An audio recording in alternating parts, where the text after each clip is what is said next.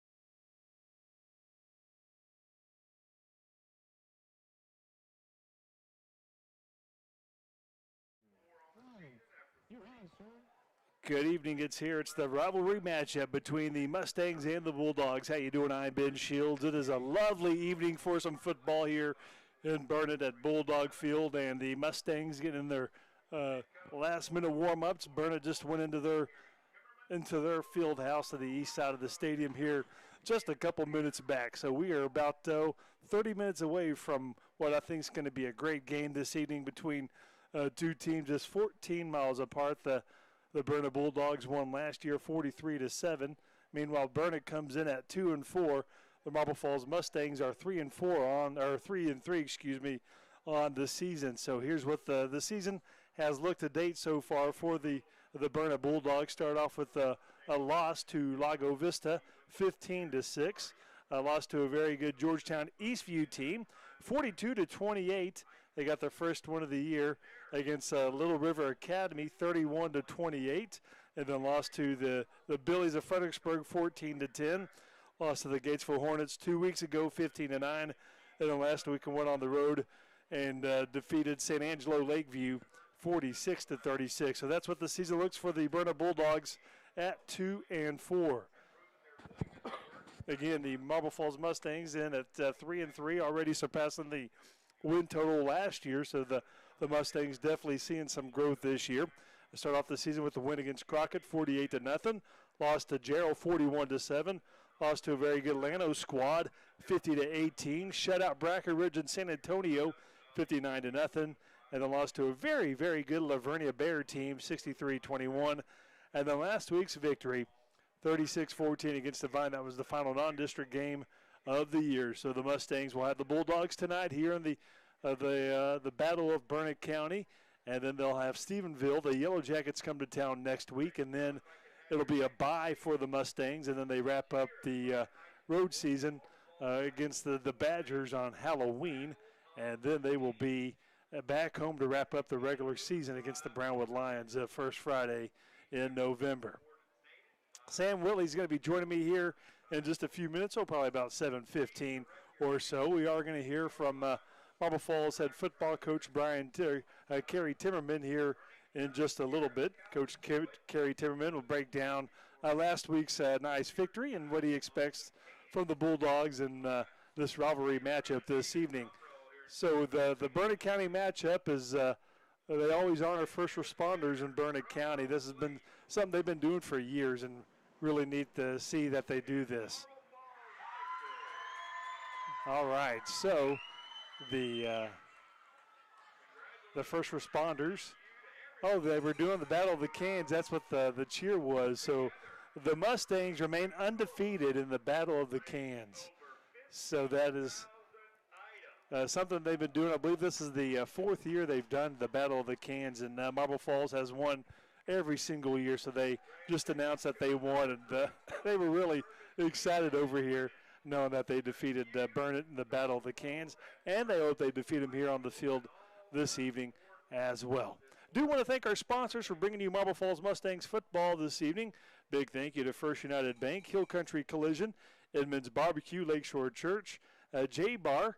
Also a big thank you to Ewald Kubota for sponsoring Marble Falls Mustangs football here in 2025.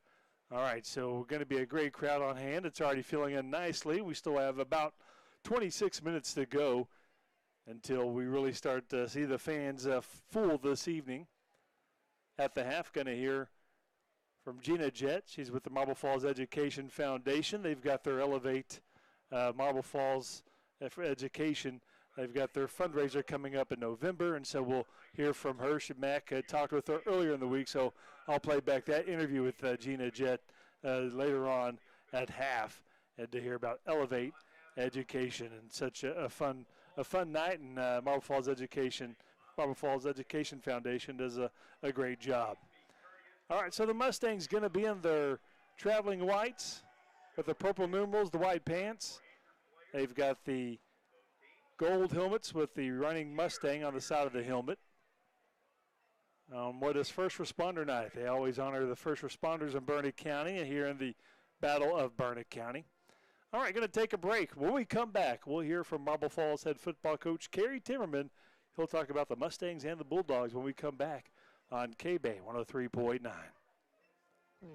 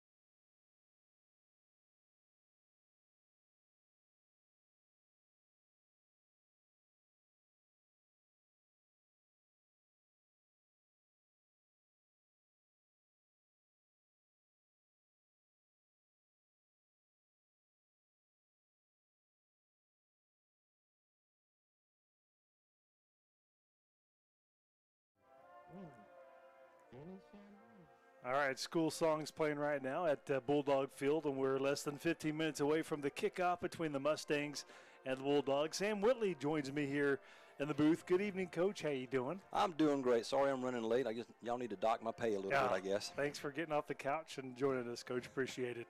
I know it's been a busy week. We'll talk about your tennis season here in a little bit. And big game tonight, Coach. The Mustangs got a win last week, and I thought they looked really impressive on both sides of the ball. And what do they need to do tonight to pull out this rivalry victory?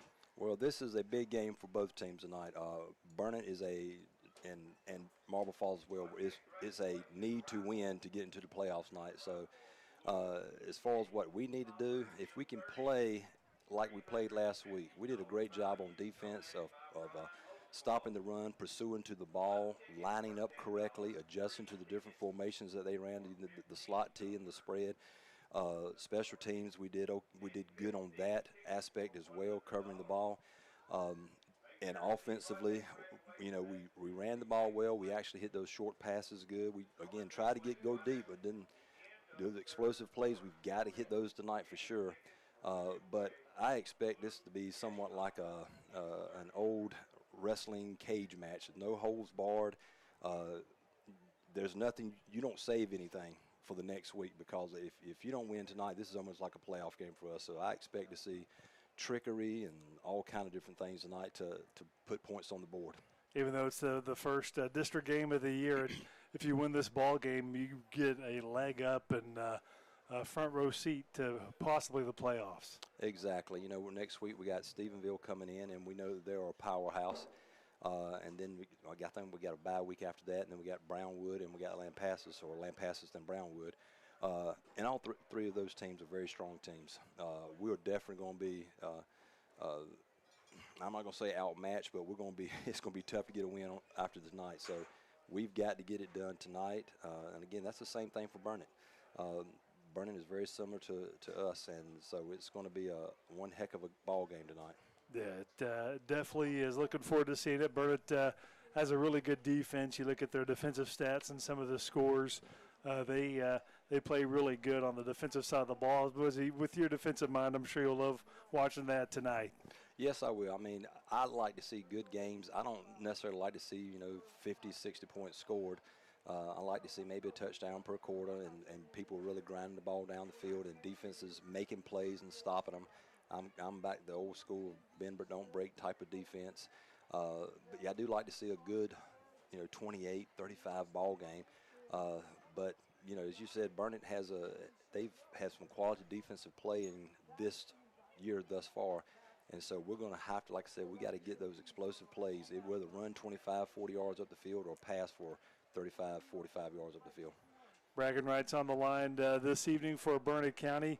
A lot of these kids grew up together, probably played against one another in other sports growing up, and just being 14 miles away. So bragging rights on the line. And also this week, a chance to talk with both Kerry Timmerman and Ben Spear, the Burnet head coach. They were both in studio at the same time, they both started here at the same time, or started as head coaches in the Burnet County at the same time, and they have really grown a strong friendship over the 2 years that they both been the head coaches at Burnet Marble Falls. So I'm sure tonight it's different, but they they really do have a tight friendship. It is. Coaching is a very cool fraternity if you get right down to it. We help each other out in the off season. We always talk. We're always trying to steal something from the other guy, a drill, a skill, a play.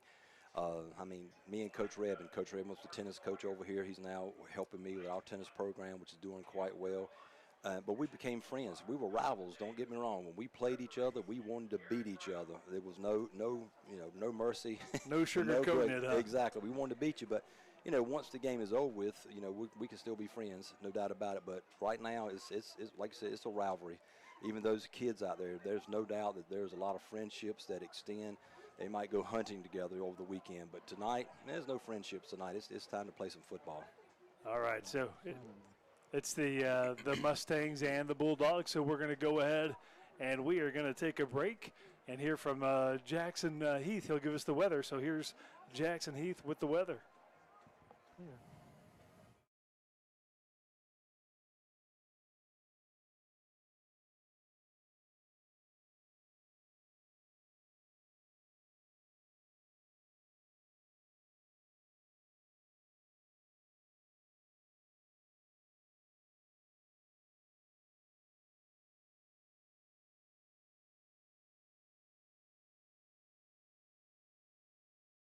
Thanks to Jackson Heath for tonight's weather forecast. As we've got the Bulldogs and the Mustangs. The Bulldogs are going to be in their Kelly green with white pants. They got their white helmet. And they got the state of Texas with a green bulldog in the middle of the state emblem. So they're getting their calisthenics in. The Mustangs, they're ready to come through the tunnel, come through the Mustang there on the west side of the stadium, wearing their traveling whites. You can definitely feel the buzz picking up as we get closer to kickoff here at Bulldog Field. Coach, this is the 111th time that they've met. Wow. I didn't know I guess we may have probably played a lot of different games in the playoffs, probably met each other in the playoffs at different times. 111 times they played? Yes, first one was in 1898. Good Lord. That's a long time ago. Yes, definitely. All right. Mustangs are out on the field here. And the Bulldogs about to go through their Bulldog run through. And here come the Bulldogs. Bulldogs getting a standing O from the home crowd. And so we are one step closer to the kickoff between Marble Falls and Burnet. Second matchup for both Timmerman and Spear. The Bulldogs took last year 43-9. They came out and they ran the ball and played stellar defense, and it was a tough night for Marble Falls last year. It was. They really did. Again, I don't have the opportunity to watch game film and study film like our coaches do. But last year, Burnet did come out and they just ran the ball right through us very, very easily. I don't know if Burnet was passing the ball prior to that, but it was not a pretty game last year by no means. All right, so the Mustangs getting a standing O from the Mustang faithful here on the visitor side. Nice crowd from Marble Falls this evening. So we're about ready for the coin flip here. Now that the sun's going down, not going to feel too bad out there, Coach. Yeah, and that sun goes down, that temperature drops, not a lot, but that 10 degrees that it does drop, it feels good. And sometimes you get like a little breeze to help cool off a little bit. All right, so going to have the national anthem. We're going to go to the studio, play the national anthem. When we come back, it's kickoff on KBEY 103.9.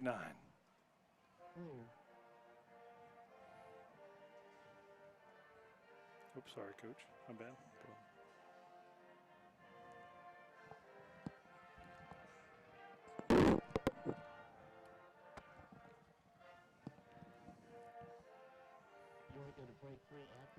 Yes, sir.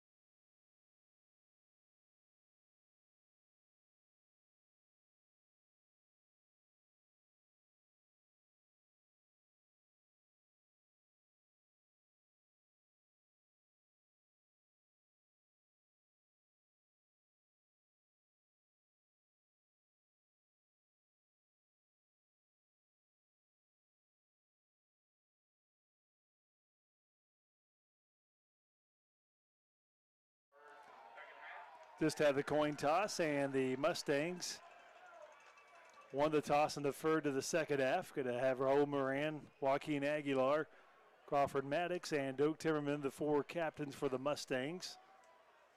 Meanwhile, captains for the Burnet Bulldogs, Riley Howe, Adler Gehring,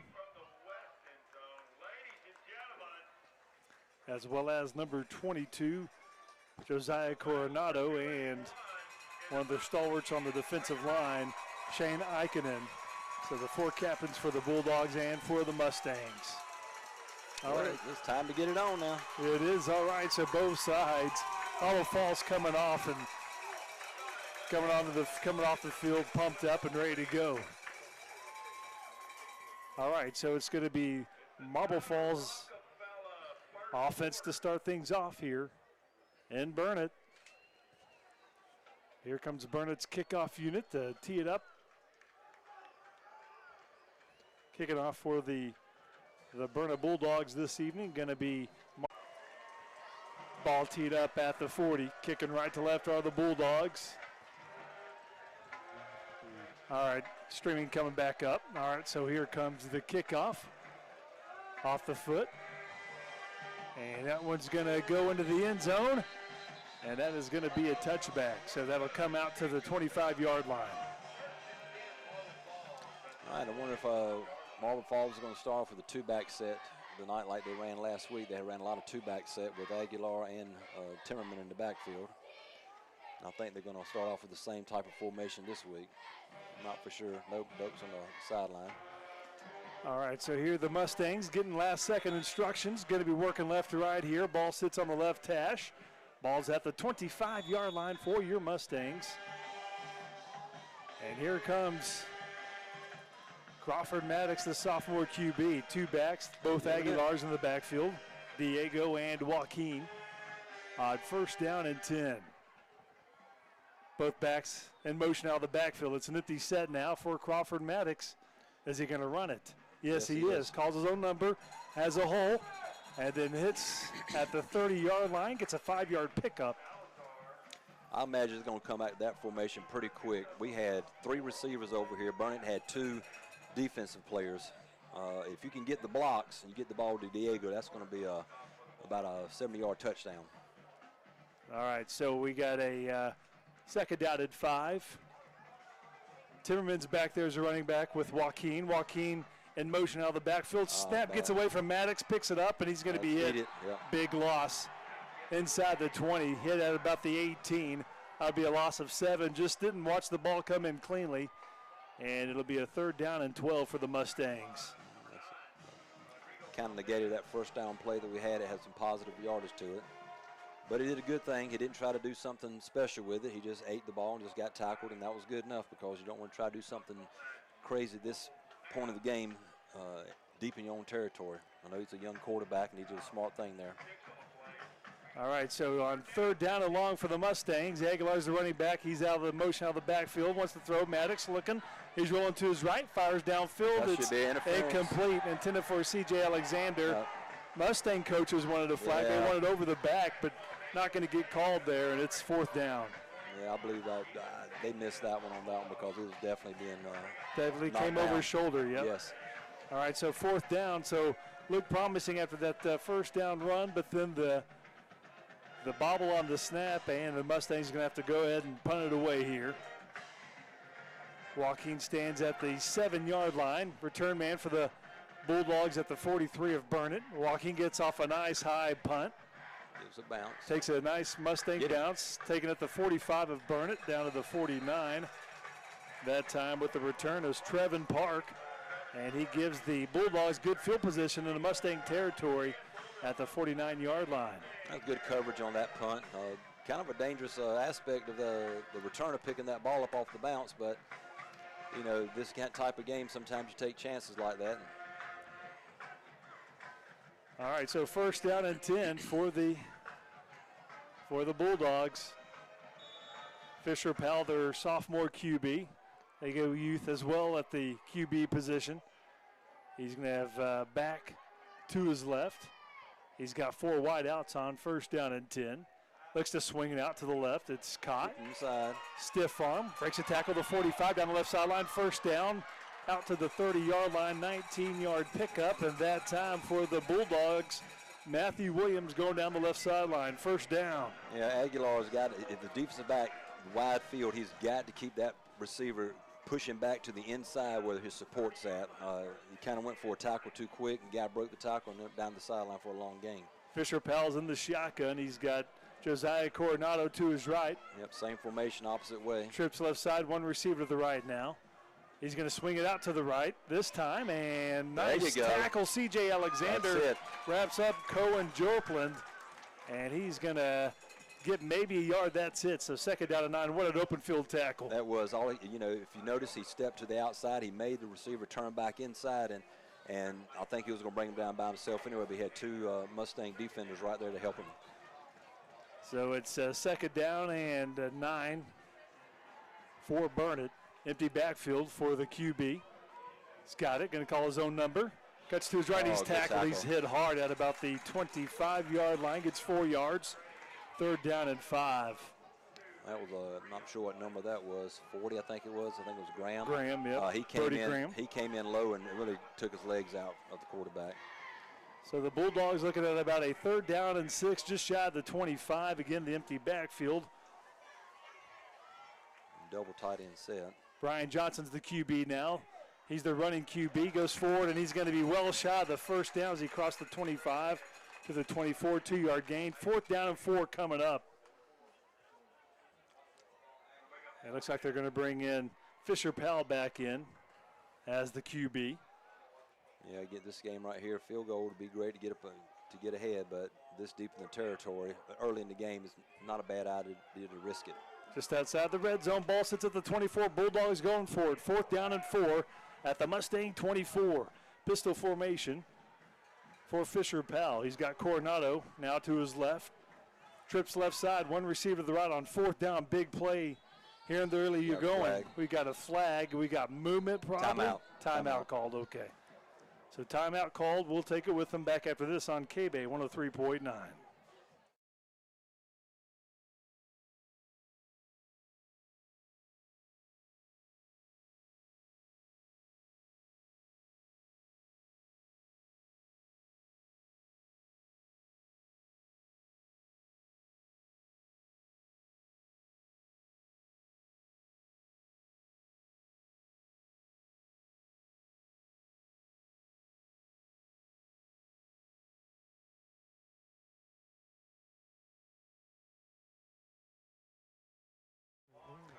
Timeout called. Coach, did you see who called the timeout? Was it Burnet or Marble Falls? No, it was Marble Falls. It was Marble Falls, okay. Called it before the snap. I'm assuming the defensive coordinator didn't like the way we were lined up to what they were getting ready to do, which they've come out and changed their alignment now. Fourth down and 4, ball at the 24. They've got a 3-receiver set. He's going to throw as a pocket, and pass is caught, and he turns upfield to 10. The 5 going for the corner of the end zone, and got it. He is in. Touchdown, 24 yards on fourth down and 4. Matthew Williams takes the catch in the middle of the field from his QB Fisher Powell and goes 24 yards for the Burnet Bulldogs, and they lead early on 6-0. That was a good shallow cross route. They did a little fake in the backfield, and our linebackers got sucked up. You got to do it. You got to play that run with being a short 4th and 2, and a shallow cross by the wide receiver. Aguilar was chasing him the whole way.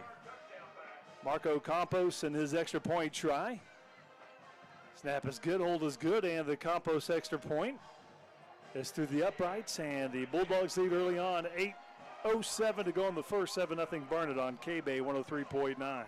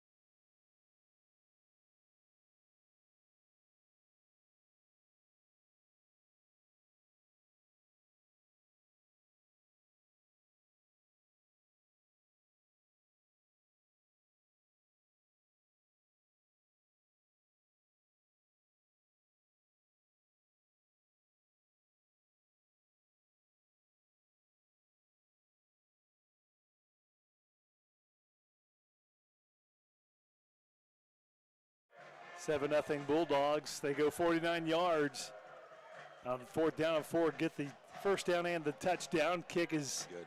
about 5 yards deep, and CJ's going to let it bounce, and that'll be a touchback. Get the Mustangs settled down here. On that first play, they got 5 yards, but then that snap really doomed that drive. Yeah, again, that's something that you can't afford those mistakes. And again, it was a bad snap. I honestly didn't see it. I was watching Aguilar out here motioning out. But the quarterback did a smart thing. He didn't try to do something with the ball. He just kind of got on the ball and got tackled for the loss. But you cannot have negative plays against a Burnet defense that's playing as well as they're playing this year so far. So first down and 10. Here comes Crawford Maddox and his senior running back, Joaquin Aguilar's behind him in the pistol. Mustangs with 2 receivers set on first down and 10. Puts a man in motion to the right. Going to give to Joaquin up the middle. He's got some room, and he's going to get to the 29, but they'll give him the 30. That's a 5-yard gain for Joaquin on first down. That's definitely a good positive play to start the drive. Now we just got to stay right with it. Going to have C.J. Alexander and Maka check the receivers to the right. Diego checks in. Long behind the receiver to the left for the Mustangs. 2 backs.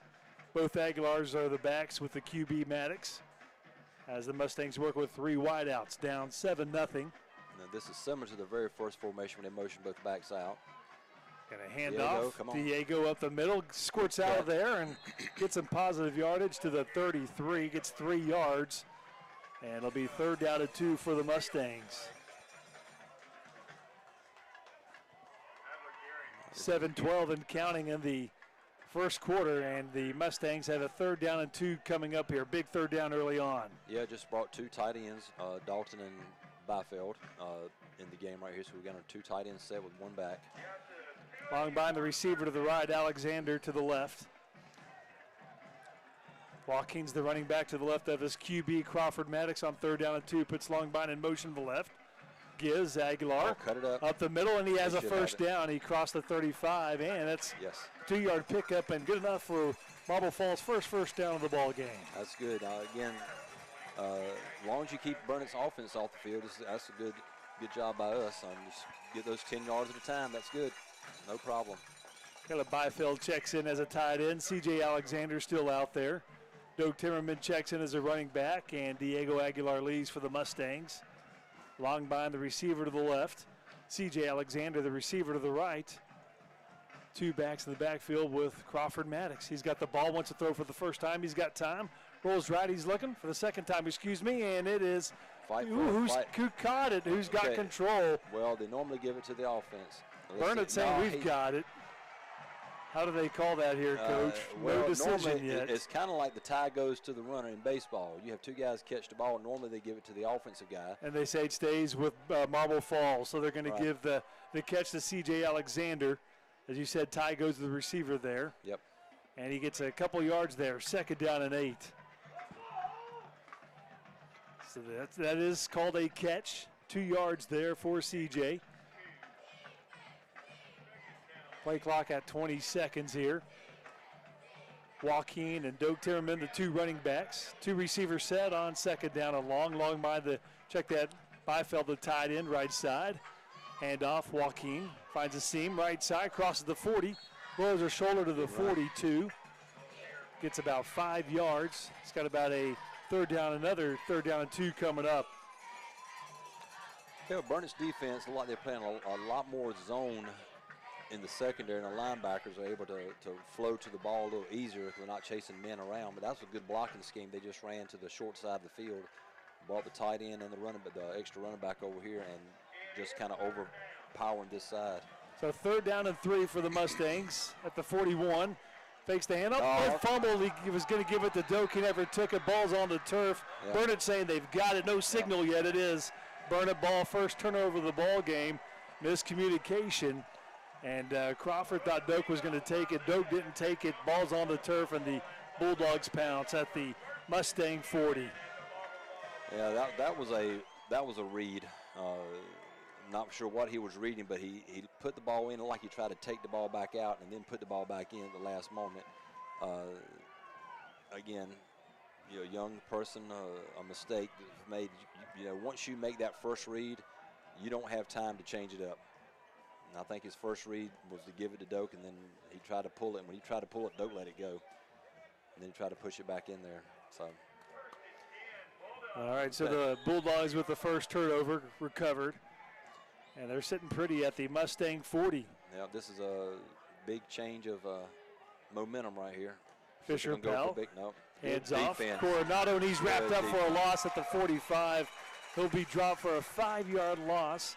Jesse Flores in there for the Mustangs, among others, Brody Graham, and the Mustangs needed that. Yes, they did. That was a good defensive end penetration right where the quarterback handed the ball off to the running back. He had nowhere to go.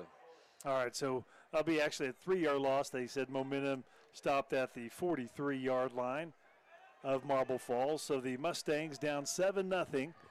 They've got 2 receivers, now 3 receivers to the right, 1 to the left. Fisher Powell in the shotgun, Coronado to his left. He's got the ball, fumbled it, he's got it on the turf, picks it up, and he's slung down to the turf. Doak Tillerman's there, and Brody Graham again. Great job. Fortunate on that play because that ball bounced right back in his hands where he was actually moving upfield to run the ball. Good job by Doak and the other linebacker. That was Graham, Brody Graham. The inside and outside linebacker making a play on that. That's a loss of 2, so it's 3rd down and 15. Ball sits at the Marble Falls 45, 3rd down and long. See if they just keep it on the ground here. Well, it looks like we're going automatically in a cover 2, cover 3 defense. Got Doak backed up in center field right here, so we're definitely playing we're playing the pass on this one for sure. Fisher Powell in the shotgun. He's going to throw. He does have a pocket. Swings it out right side. Ball's bobbled incomplete. He can't haul it in at the 45. It'll be 4th down and 15. That was good defense. We were definitely playing the 15-yard pass and let him throw anything underneath and then come up and make the tackle. Fortunately, he didn't catch the ball. Tried to get it to Talaferro, tried to swing it out to him, and he can't haul it in. And so punting time, and the Mustangs get the ball back. Marco Campos stands at the 41 of Burnet. Long behind the return man at about the 13 for Marble Falls. So nice punt by Campos. Longbind's going to let it go. Takes a big bounce into the end zone, back of the end zone touchback. And, Coach, that was some good sudden change defense by the Mustangs. It was, I think they lost 7 yards in the couple of plays that they ran.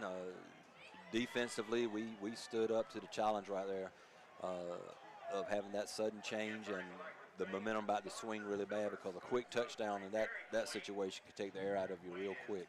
3:15 to go in the first, 7-0 Bulldogs. The Marble Falls, after that turnover, able to get off the field defensively and now see if they can keep something going offensively here. Well, they ran the ball really well in the last series. Still, the passing is a little questionable right now. We're throwing some rollout passes, but we're not. And the defensive back over here, number 5, what's his name, Matthew Williams. He's really reading coming up. Yes, he's definitely a good athlete. 1st and 10. There's Crawford Maddox calling his own number and gets maybe a yard to the 21. Be 2nd down and 9. Yeah, the outside linebacker for Burnet, Burnet runs a 3-4 like a lot of defenses around here, but the outside linebacker jumped up on the line, made a 4-man front, and I think that was quarterback's read, not to give the ball to Aguilar with a guy blitzing right in his face. All right, so they say no gain, so ball still sitting just outside the 20 here. And 2nd down, got both Aguilars in the backfield with Maddox. 3 receivers set for the Mustangs. Same thing again. Hand off Diego, and not much going on that time. A lot of Kelly Green around the ball. Matter of fact, going to be a 2-yard loss back to the 1-yard loss, to the 19. So it'll be 3rd down and 11. They did actually the same defensive play again with the outside linebacker coming down pre-snap and blitzing off the edge, and the safety dropping down into man coverage against the number 2 inside receiver. All right, so the Mustangs looking at 3rd down and 11 here. Down 7-0 as we approach the 2-minute mark here in the first quarter. They'll stick both Aguilars in the backfield again with 2 wideouts to the left, 1 to the right for Crawford Maddox. And we've got a whistle, and I believe we may have offensive false start there, Coach. Yeah, something happened on the offensive side of the ball for sure. the Burnet Bulldogs were running the old red dog blitz right there. They had 3 linebackers coming in between the guards. They jumped to man coverage, and I'm not sure who had a false start, but we definitely had a false start. So the 5-yard penalty takes it back inside the 15 to the 14, and it'll be a 3rd down and 16. Alexander, the receiver to the left. Longmine, the receiver to the right on 3rd down and 16. Wants to throw. Maddox looking. Going to throw down the middle of the field for Longmine. It's intercepted at the 37-yard line. Turns upfield to 35. The 30 cuts to his right, that he's wrapped up at the 26. Return of about 14, and the second turnover of the ball game. Ethan Sanchez picks it off for the Bulldogs. Yeah, he threw that into double coverage right there. Safety over top, linebacker underneath. Was actually well covered. Again, I believe they're running a little bit of more of a zone type of defense. All right, so the INT and Burnet has good field position again. Can the Mustang defense hold like they did last time? Be real nice if we do. Something we need to do. And it's still early in the ball game. I think we still have enough energy to continue to fight on the defensive side of the ball right here to get another stop. Ball sits at the 30, 1:25 to go in the first quarter. Powell's got it, wants to throw. He's looking, going to fire. Down the seam, incomplete, looking for Williams. Joaquin Aguilar on the coverage. 2nd down and 10, incomplete. I'm glad the quarterback didn't see number 7 come out of the backfield because he was wide open running the wheel route up the sideline. But they're probably definitely going to come back to that play. Put that in your bank. All right, so 2nd down and 10 here for the Bulldogs after the incompletion. Ball is at the 30-yard line of Marble Falls.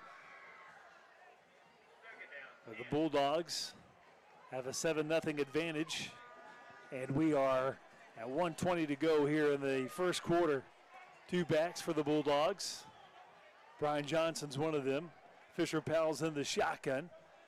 Gives the Coronado. Gets away from one tackle, finds a hole. Fumbled the ball, it's loose on the turf. Mustangs saying they've got it near the sideline. And I believe the Mustangs did pounce on it. It was a hard hit. Coronado got the edge. And no signal yet from the officials. Still trying to get kids up off the pile. The officials will talk it over. And did they say it stays with Burnet? Yeah, so Burnet jumped back on the ball. And let's see here. How many yards did he get there? Looking for the marker, so he got about 8 yards. So it's 3rd down and 2 here. Yeah, that ball flew up in the air. Yeah. Not sure who got back on top of it because our view was blocked by our sideline. But a lot of white jerseys over there, but somehow the Bulldogs pounce back on the ball. 3rd down and 2. Brian Johnson, the running QB, is in the shotgun. He's got the snap. He's going to run. Cuts to his right, and he's got a hole. He's got a 1st down into the red zone to the 15-yard line. And he will get about 7 yards there. Yeah, the Mustang defense had the play stopped up the middle where he wanted to run, and he just pulled it out and bounced it to the outside and picked up the 1st down on that run. 25 seconds and counting. 2 receivers to the left for the Bulldogs. Johnson stays as a running back. Powell back as the QB. Powell gives it on the end around. That's Coronado. He's trying to find the corner, breaks a tackle, pushed out of bounds on the Mustang sideline at about the 10-yard line. Be a 5-yard gain there. Yep. So that's 7 seconds on the clock here. See if they take one more snap or if the clock's just going to wind down here. I believe it's going to wind down. He ran out of bounds on that play. It's going to be another snap, sorry. Going to be a run here. Johnson in the shotgun. Again, he is the running QB. They've got 3 receivers bunched to the left. Johnson is going to run up the middle and finds a hole, looking for the end zone. He's hit shy at about the 2-yard line. Yeah, we got a 1st down. That's a 1st down and goal at the 2. That should be the final play there, right, Coach? Yes, sir. It is. Just happened. All right, so that is the final play of the first quarter. It'll be 1st down and goal for the Bulldogs. Burnet already leads 7-0. They're looking for more. We'll be back after this on KBEY 103.9.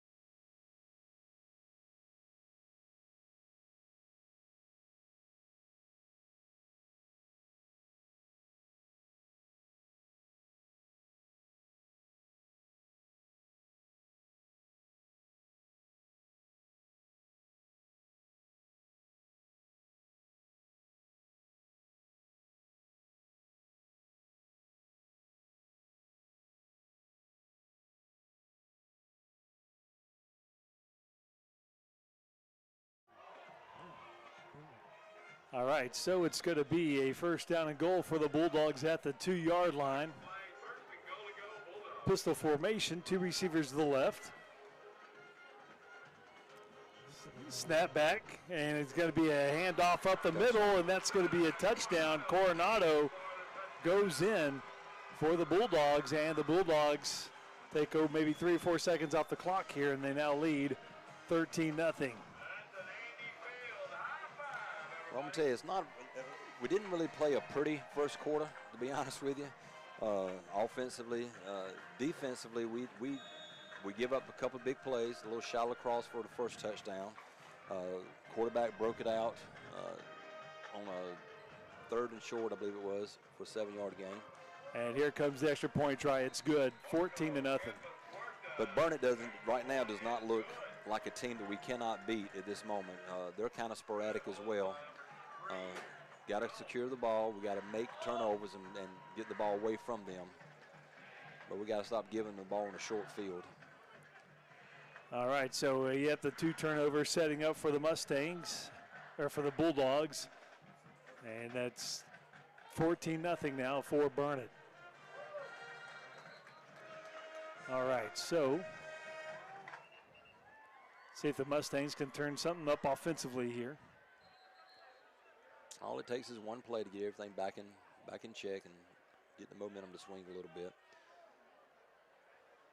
All right, so you're going to have Diego Aguilar, Joaquin Aguilar, C.J. Alexander back there to return for the Mustangs. Last kick dropped just inside the end zone. I don't know if this ball, I'm not sure which way the wind's blowing. If the wind is blowing, if the wind's going to knock it down just a little bit where we actually have a chance to return one. All right, so teed up at the 40-yard line. And that's a squib kick, returnable at the 10. C.J. Alexander ahead to the 20. No. Breaks one tackle, cuts back to his left, the 25, and to the 29-yard line for C.J. Alexander. Oh, we're starting 5 more yards positive than what we have been. Yep. That's a good thing. All right, so the Mustangs going to be going right to left here. See if they can put together a drive. Mustangs do get the ball to start the second half, as we've got 11:49 remaining here in the second quarter. And as the Mustangs go right to left. Yeah, we've got one back set with Diego. Dickin, the receiver to the right, 2 receivers to the left on 1st and 10. Hand off to Diego, not much there. Riley Howell meets him, and he's going to get back to the line of scrimmage, no gains. 2nd down and 10 at the 29. Again, they were just cover 2/cover 4 defense out of that 3-4 look. They had 7 guys playing the run on that particular play. All right, so the Mustangs going right to left here. With Crawford Maddox in the shotgun. Diego Aguilar is running back, stays out there. Makachek and long behind the receivers to the left. Dickin, the receiver to the right. Diego in motion. Maddox looking to throw. Sets his feet, has Logbein, has the catch, turns upfield about a yard shot of the first down as he gets to the 39. Needed about the 40, so a 3rd down and 1 coming up for the Mustangs. Burnet really likes to bring that right side outside linebacker on a blitz, and that time Caden sat down right in the soft spot of a zone coverage, and that was a good pass.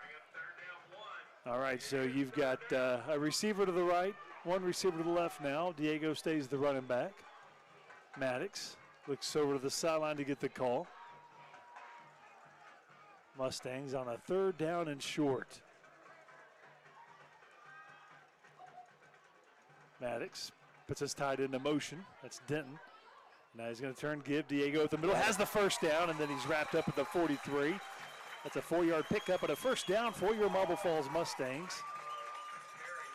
Definitely good power blocking up front in front of Diego, but Diego just needed one more little step. He could have popped that one for a good 55, 60-yard touchdown run. All right, so the Mustangs working with a first down and 10 at the 43. Longbein stays the receiver to the right. Dickin the receiver to the left. Diego Aguilar's the running back with Maddox. And the shotgun on 1st down and 10. Crawford has it. Hands off to Diego. Diego with the run up the middle. Gets 4 to the 47-yard line. And 2nd down and 6 here. Another good job by the offensive line making a hole for Diego to go. Again, 3 yards is really what you want on each run. Anything after that is gravy.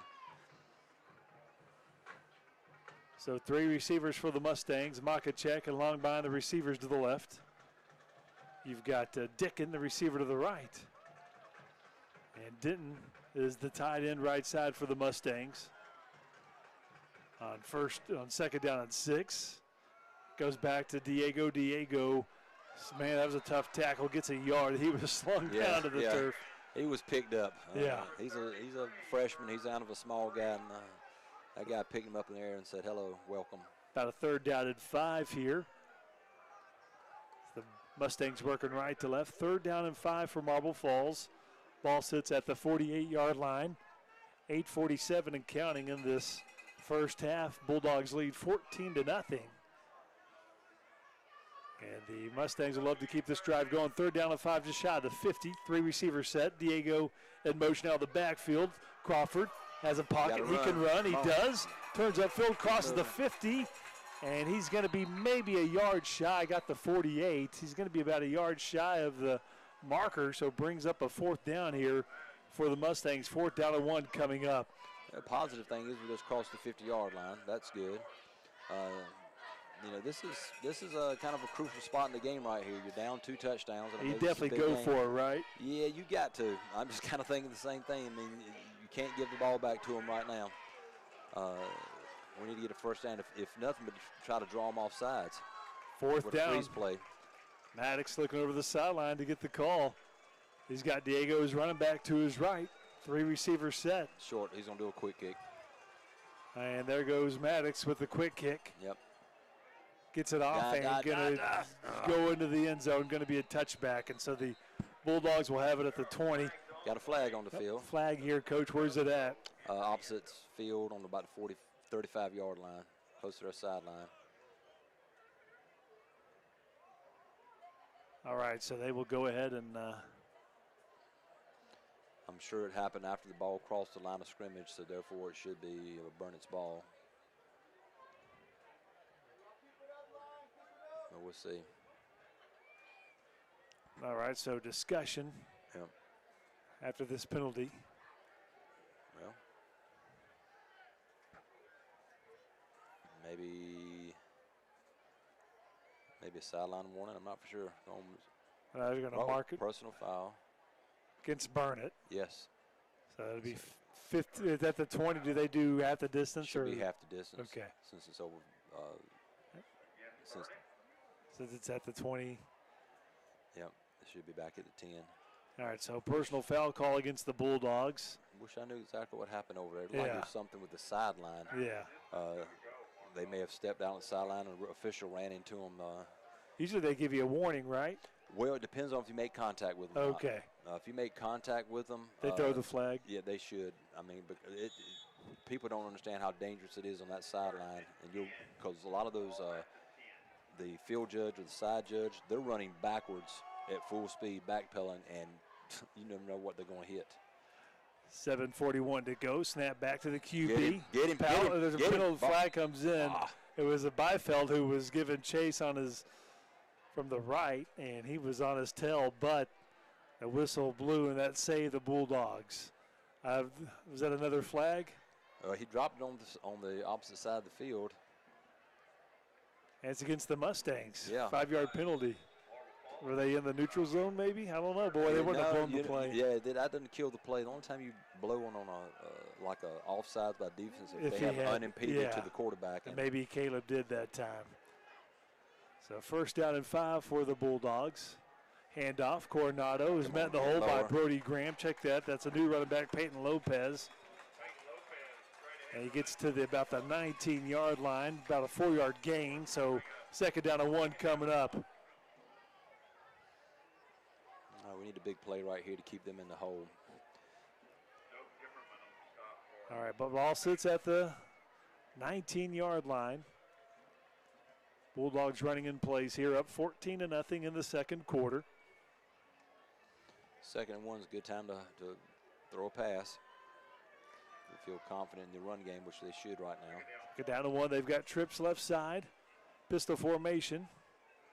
Yep, it's pass. He's going to throw. He's looking right. He's being chased. He's looking. Going to throw deep. And Aguilar's there. They intercepted. Intercepted at the 40. He underthrew his receiver. Yep. And Aguilar was there. Oh. Got a flag probably. Roughing the passer. Either that or holding. Really depends where he's at. You're going to get the call from the official. He's saying number 4, looks like. All right, so what do you think here, Coach? I don't know. He put it in his pocket too quick. I don't know what. Because he got it right back in his pocket. He's out like nothing's going on. And he's putting the offense out there. Yeah. So ball's at the 40 of Burnet right now after the Aguilar interception. If that stands, that's big. Got personal foul. Personal foul against the Mustangs. Right. He's not showing. It didn't show roughing the passer, so I'm not sure what it was. All right, so the Mustangs will get the ball after the interception. So that was a much-needed pickoff. Yes, it was. Aguilar was really pressuring him and fighting him up the sideline here. And I think the quarterback just threw it. He threw it up for grabs thinking his receiver was going to be able to, as you use the word, moss Aguilar, but it was underthrown, and Aguilar made a good break on the ball. After that penalty, instead of being at the Bulldog 40, it's at the Mustang 45. Okay. Three receivers for the Mustangs. You've got. All right, here we go. Same formation we started with. Both backs motion out. Throw the ball up to Diego. You've got the numbers. Five receivers set now. Empty backfield. Maddox swings over to Joaquin. Joaquin turns upfield down the left sideline, crosses the 50, and he shoved out of bounds at the 49 of Burnet. So gets 6 yards there. A 2nd down and 4 coming up for the Mustangs. That's the same formation they started out the game with, and again, on the other side where we had 3 receivers, he got them outnumbered. But it is a long pass from this hash. 6:35 to go in the first half. Mustangs trail 14-0, but they're back into Bulldog territory. 2 backs in the backfield. Timmerman's in there. So is Joaquin. He gets his number called, looking for a hole. And I think he got the first down. He does as he keeps his legs going inside the 45. And that'll be a 5-yard pickup. They say the 44, 6-yard pickup on a first down for the Mustangs. Good lead block by Doak Timmerman to kick the outside linebacker out and allowing Aguilar to turn it up inside. All right, so you've got Dickin and Makachek, the receivers to the right. Long behind the receiver to the left. 2 backs in the backfield, Diego Aguilar and Doak Timmerman. I check that. That's Joaquin. Joaquin goes ahead for maybe a yard to the 43-yard line. Yeah, that play kind of fell apart. Yeah. Fairly easily, fairly quickly. Aguilar tried to hit the cutback lane, but it really wasn't there that time. Byfeld checks in. Makachek goes out. So 14-0 Bulldogs. 2nd down and 9 for Marble Falls at the Burnet 43-yard line. It was a Joaquin Aguilar interception as the first one by the Bulldogs. Mustangs have 2. Crawford Maddox puts Aguilar in motion out of the backfield, fakes the handoff, going to call his own number, has some room. He's at the 30, he's at the 20, he's at the 10, the 5, and he goes down inside the 2. They're going to mark him right at the 2-yard line for Maddox. Right up the middle, and Maddox goes 41 yards. First down and goal for the Mustangs. We got to punch that ball in. This is where they normally go with Doak and the Wildcat, but Doak just came out of the game, so. All right, so the Mustangs did that. Their biggest offensive play of the evening. Maddox just straight up the gut, and then his speed, and as you said, just hold the ball, and he did as he got hit from behind. You can see he actually held that ball up high and tight as he broke through, and he needed to because they were definitely trying to strip the ball away from him. They made the tackle. Aguilar is the running back to the right of the QB. Maddox puts a tight end in motion, and we've got movement, and that's going to be a penalty, a 5-yard penalty against the Mustangs. Going to take it outside the 5-yard line. You know, those plays, those false starts or motion play, those 5-yard penalties, they happen up and down the field, but it hurts so bad when you get down to the red zone. You're close to the goal line, where you're 1 yard away from punching in. Now you're 6 yards away, so that changes your whole mental aspect of it. But it is first down and goal, so we've got four plays to get it in from here. 4:55 to go in this first half. Maddox going to be in the shotgun. Aguilar to his right on first down and goal. Maddox. Handoff to Joaquin, not much there. No gain, second down and goal. All right, so the Mustangs just outside the 5-yard line here on second down and goal. Akacek comes in. So does Dickin. One of the tight ends checking out for the Mustangs, no Ortiz. So second down and goal just outside the 5 for the Mustangs. Okay, no negative play. Aguilar to the left of the QB, Maddox. Maddox gives the Joaquin again up the middle, and the Bulldogs just tighten it up there. Gets to the 4, so it's third down and goal at the 4. Yeah, you definitely need a 3-yard run here at least. Calling a timeout, looks like Marble Falls. That would be the second one for the Stangs if they do take one here. Yep. Timeout called by the Mustangs. We'll take it with them. 14-0, a big third down and goal coming for the Mustangs inside the 5.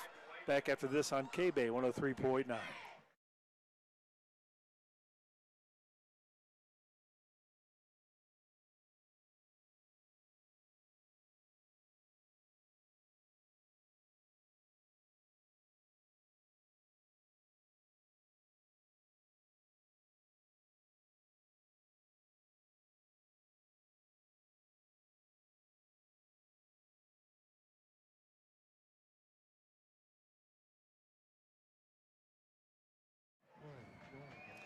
All righty, we've got Ben Shields and Coach Sam Whitley with you on a third down and goal for the Mustangs here. At the 4-yard line, third down and goal, Coach. So big play coming up. I guess you could say 2 big plays coming up. Yes. Well, it looks like they just got Doak in the backfield as well. So now you have Doak's been doing a great job of blocking for Aguilar coming off the run, almost like a little sweep play. But we know Doak is also a power runner inside, so now you have 2 threats in the backfield. Third down and goal. Maddox rolling right, and he's going to underhand toss into the end zone. Knocked away, incomplete. Who was that intended for? Aguilar was. Joaquin over there near the goal line, tried to underhand it, and it was knocked down. Fourth down and goal at the 4.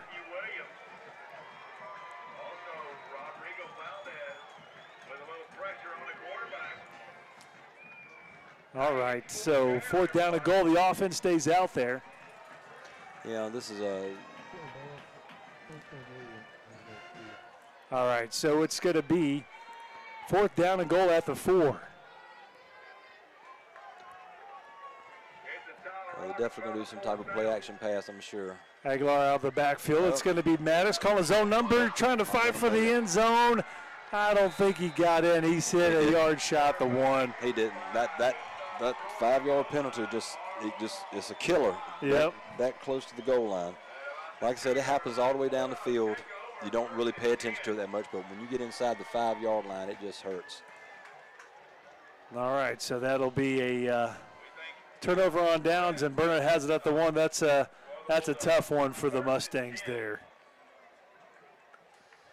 Well, defensively, again, we need to show up on this particular series right here, hold them to a punt, get good field position with probably get the ball back with about 2 minutes if we can do what we're supposed to do right here. And again, I mean, the ball, it looks like it's inside the 1-yard line right there, so it's not going to be any easy. They're going to have to, we might get a safety here. They're in the shotgun formation. All right, so first down and 10 at the 1. Mustangs showing pressure up the middle. Johnson, the running quarterback, gets some room. He's going to give him breathing room, gets the first down as he got the 10-yard line. Mustangs saying the ball came loose. And the referee did too. And it's Mustangs' ball. It came loose. Mustangs started pointing, and then the officials came in and said, that's a turnover. Okay, defense, you did your job. Offense is get the ball inside. All right, so that was big, Coach, that time by the defense, wasn't it? Absolutely. Again, can't tell what happened over there because of the distance. I don't know if the quarterback was carrying the ball too loose or we made a good hit and not get jarred it loose, but defense did the job. Offense, do your job now. Let's find a way to get that ball in the end zone. All right, so it'll be a first down and 10 for the Mustangs at the 12 of Burnet after the turnover. So each team with 2 turnovers now. That's a big one because the Mustangs just turned it over on downs, and they get it right back after the fumble. Got a 2 tight end set, pistol. Maddox gives to Joaquin, and he's hit immediately in the backfield. Drop for a big loss that time. Brigo Valdez there for the Bulldogs. Drops him at the 10. Check that, the 15 is a loss of about 3. Yep. Just about to hit the 3-minute mark right now. All right, so it's Crawford has had some good runs tonight. Again, last time the straight up the middle after a fake to Aguilar, I believe it was. second down and 14. There goes Aguilar, and he's hit. Gets away from the tackle, though. Still going as he keeps his legs going inside the 10, all the way down to the 8-yard line, where he ends up getting 7 yards. Yeah, so it's going to be a third down here, Coach. 3rd and 6, 3rd and 7-ish. Yeah. Got a third down and, we'll say 6 here. 2:28 and counting in the half. 14-0 Bulldogs, but the Mustangs threatening after that turnover. See if they get one more play before the 2-minute timeout here. Crawford Maddox in the shotgun. Aguilar to his left. He wasn't looking for the snap. No. What happened? They're going to throw a flag that's going to be a false start against the Mustangs. That actually probably helps. Yes, it did. He wasn't looking, and the ball rolled to Crawford Maddox, who wasn't looking at the QB position, still trying to give out the play. There's miscommunication there. What are they doing? I'm wondering. I'm just looking at it because I noticed their nose guard for Burnet was jumping toward the center, and again, I'm not sure what the center did. I didn't see the nose guard that time jumping, but again, that penalty definitely helped us out. It did. It still gives us third down a little bit longer, but third down about 13 here. It ain't 4th. Did we get to the 2-minute timeout? We did. All right, 2-minute timeout it is. Look at you, man. I didn't even see the clock. Yeah, you did. Yeah. We'll keep it here. So it's 2-minute timeout. Bulldogs up 14-0. And we can get a first down without getting a touchdown here. I can see him. Crawford definitely likes to roll to his right. And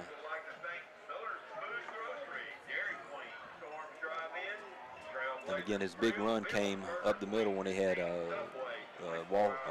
said it. I was not going to say Doak Walker, and I just said it. When they had Doak and Aguilar in the backfield, they faked Aguilar on the end and on a kind of like a sweep play. And go ahead, Coach. And the linebackers went out to cover it, and it left the middle wide open. So there's certain things you can try to do right here. All right, so we've got the Mustangs coming out offensively. Got one back set.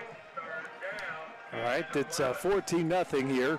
Bulldogs, and the Mustangs third down and long. And the shotgun, rolling to his right. He's looking for the end zone. Makacheko was behind him. He didn't stick his arms up, and if we heard the footsteps or if it was behind him, but it's incomplete. It's fourth down. Yes. Looks like we're going. All right, so fourth down and goal. They are keeping the offense out there. Ball sits at the Bulldog 13 here.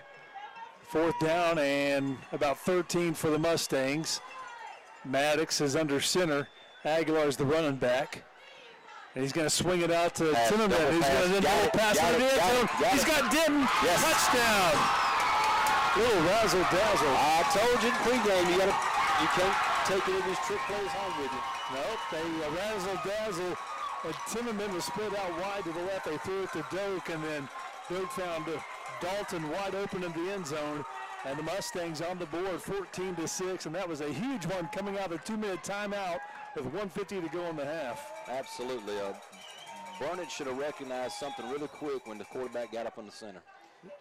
That was a key indicator right there that something weird was about to happen.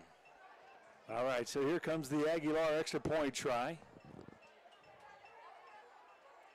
Snap is good, hold is good, and the extra point try is through the uprights, and now the Mustangs on the board 14-7, and this is a ball game now as the Mustangs do get the ball to start the second half. And coach, that razzle-dazzle, the double pass, and when you have a quarterback like Timmerman who's played some quarterback and he can use his arm, and Dalton was wide open and did a good job focusing the ball coming in. He did. They, if you watch what was going on, we basically had that play already called because we did not huddle up. We ran a play. The offensive set up. Doak ran onto the field to the back. One person came off. They already had that play called. They knew they were going to run it. If they didn't get the first down, they knew what they were going to do for the next play. So that was a good coaching scheme. Didn't give Burnet a time enough to sit down and think about stuff. And again, defensive coordinator, head coach on the other side, if I see a quarterback going underneath the center and it never goes underneath the center, then something's up, and I need to call a timeout to get my defense focused. Good job by the Mustang coaching and players. All right, so the Mustangs on the board. Again, just a weird sequence of events. The Mustangs get down around the 2-yard line, and the penalty pushed them back 5, and then they can't punch it in. There's a turnover on downs. Burnet gets it at the 1, and then the next play, Burnet fumbles it, gives it back to the Mustangs, and then on 4th down, the Mustangs do a little razzle-dazzle. Kick to the up man at the 27, the 30, the 35, still going at around the 35-yard line. Again, a good pooch kick.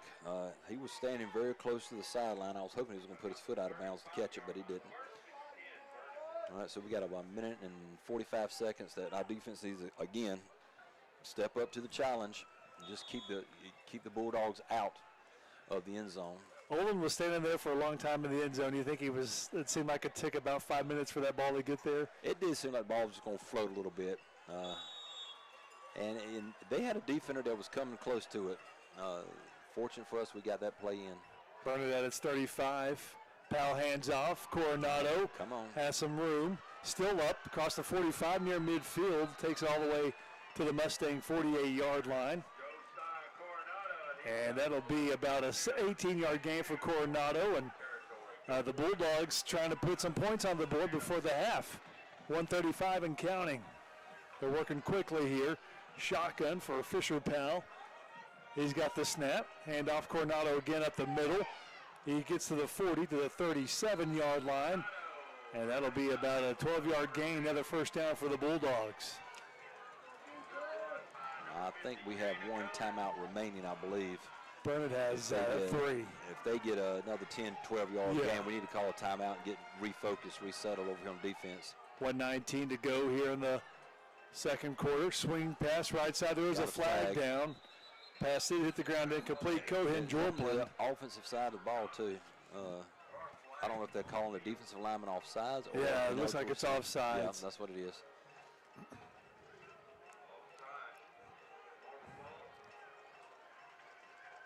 All right, so they call the offsides against the Mustangs. That'll take it down to the 32-yard line. Mustangs are down 14-7. They've got 2 receivers to the right, 1 to the left. Snap back to the QB, hand off Coronado, another nice run.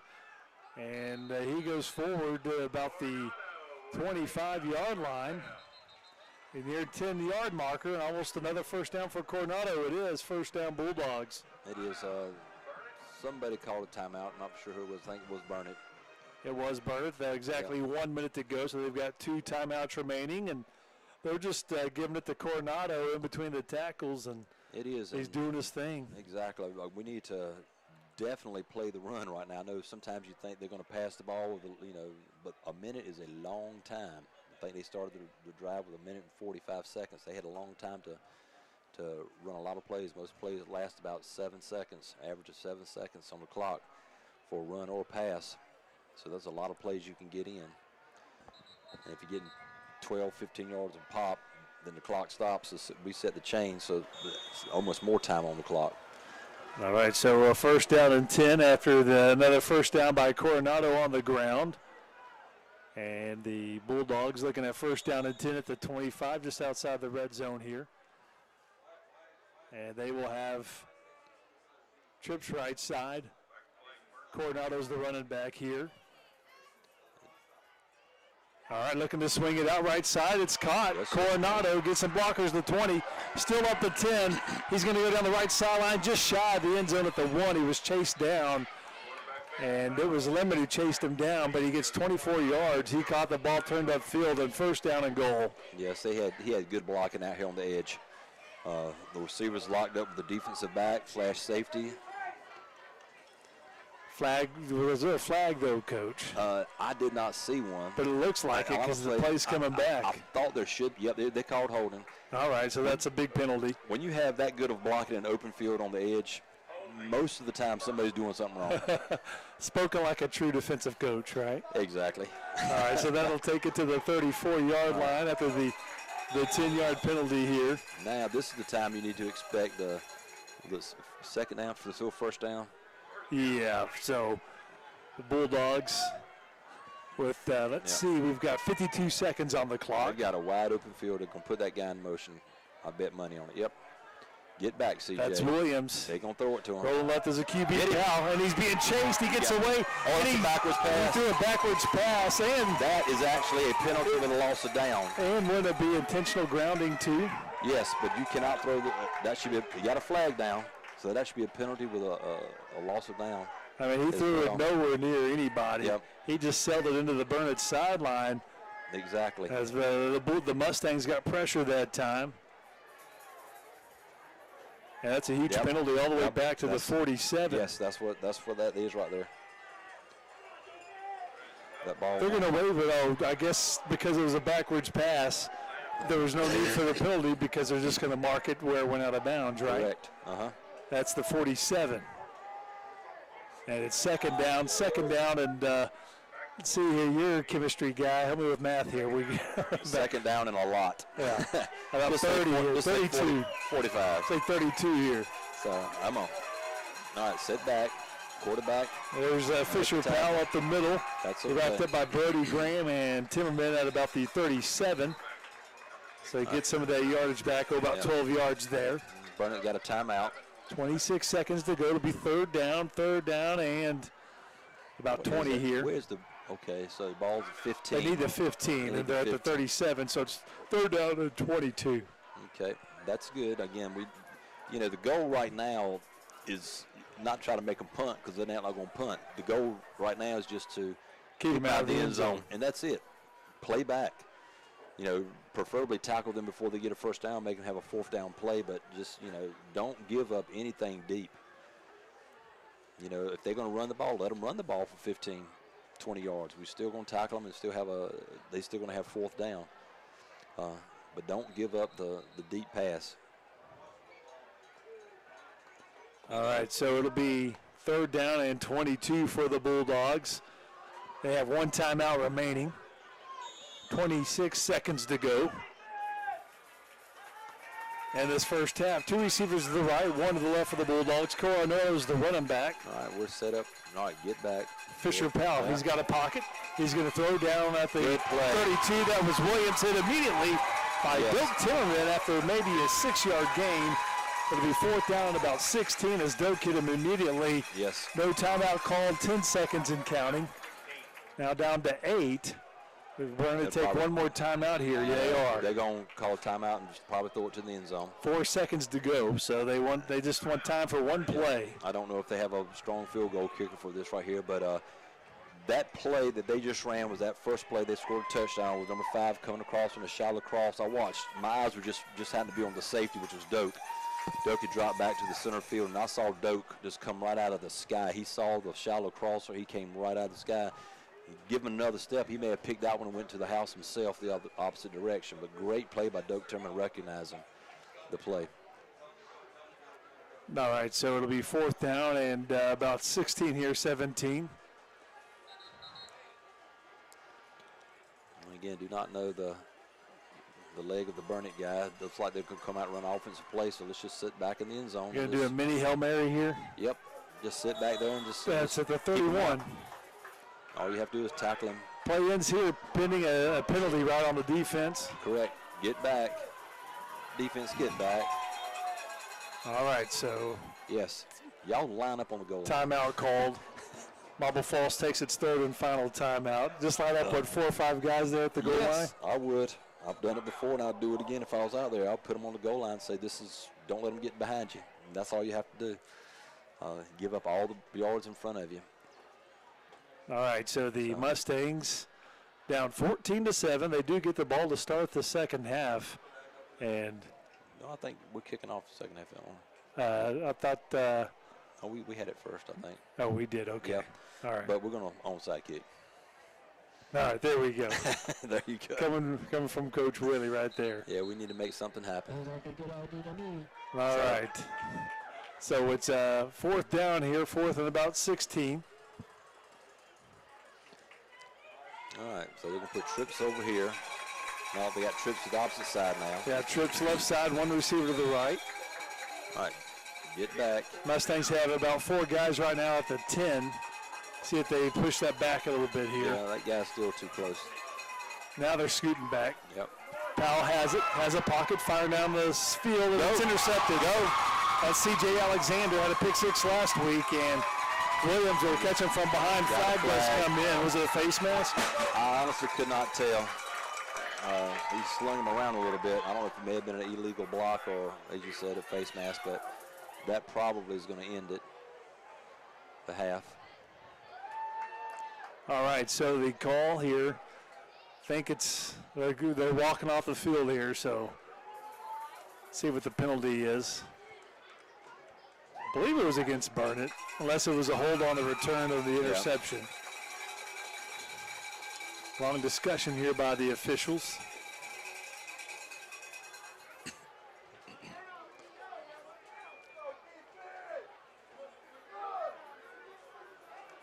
Personal foul, face mask against the Bulldogs. So does that mean the Mustangs get one more play here? Because Burnet defense is going back out there. I guess so. I guess the theoretically they were playing defense when they committed the penalty. So, again, if I was coaching Burnet right now, I'd have my guys, All right, so they take the ball to the 48 now. So the Mustangs, one deep pass try here. Yeah. It's been a long 20 seconds here, Coach. Yes, it is. I mean, it's you could take a knee and go to the halftime. Looks like we're going to do a victory formation and just take a knee and go into halftime. All right, so here is Crawford. He takes the knee, and that'll be the end of the first half. And so that was quite a first half, 14-7 Burnet. Each team with 2 turnovers, and the Mustangs able to get some points late in that second quarter. And Burnet does get the ball to start the second half, so it'll be the defense that'll have to get things going in the second half. But the Mustangs, they're just a touchdown down, so you got them where you want them. Absolutely. Our defense has been playing really good tonight. As I said, the first quarter was kind of ugly by both teams. The second quarter, Mustangs did a good job defensive again, of holding them and stopping them. Offensively, we should have got the touchdown the first time when we got down inside the 1 or 2 yard line and had the penalty. But fortunate for us, they turned the ball over and we were able to get in the second time we were there.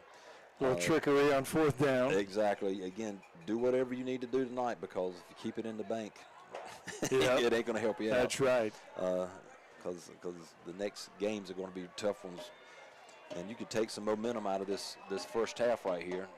I know the Burnet Bulldogs got to be frustrated a little bit, because they've passed on some opportunities to kind of put this game away early with three touchdown lead. But all Mustangs have to do, again, defensively, we're doing a good job. Offensively, we've had some spurts. Again, we haven't tried to throw the ball deep yet. We did have a good explosive run by the quarterback for about 50, 60 yards down inside the 2. But right now, we've got a decent football game going on right here with something very winnable. Yeah, definitely for the Mustangs, just down by 7, 14-7, and boy, they love to come out here and get that victory in the second half. The Mustang band about to perform here at Bulldog Field. Going to take a break. When we come back, let's talk some tennis, Coach. Absolutely. Do that. We'll be back after this on KBEY 103.9.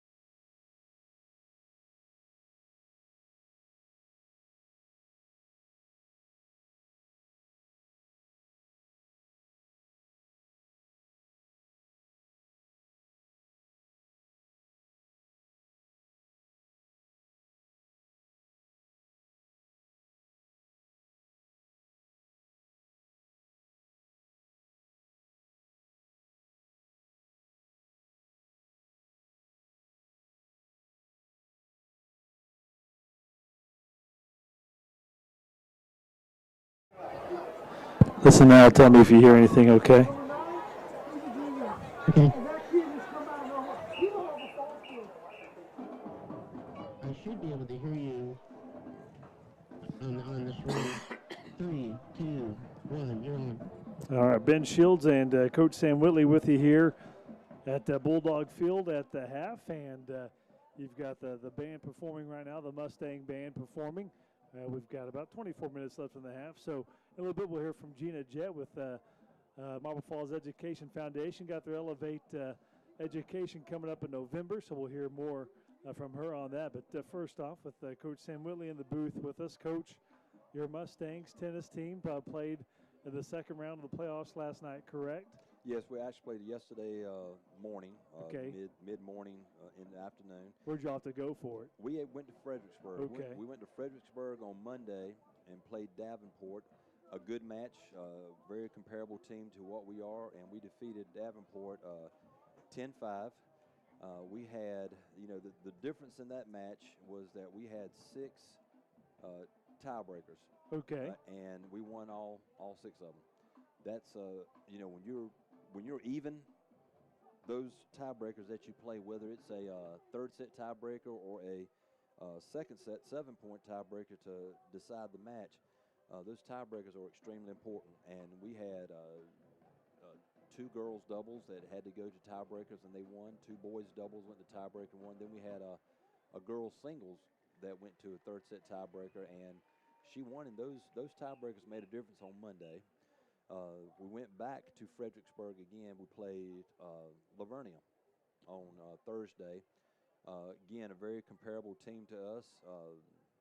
People asked me, how do you think you're going to do? And I told them we could win, 18-0 or we could lose 18-0 because we're so evenly matched. We had several tiebreakers Thursday morning. Unfortunately, we only won about half of those. And that's what made the difference in that match. They had a few more players that were a little bit better than what we were, but just by a little bit. And we lost. We actually played, we actually played 6 third-set tiebreakers. And we won 3 and they won 3. And then we had a couple of singles matches where we had some tiebreakers and we didn't finish it. And that gave us the loss. We lost 10-6 on Thursday to Davenport. Now Davenport will be playing Fredericksburg this upcoming Monday.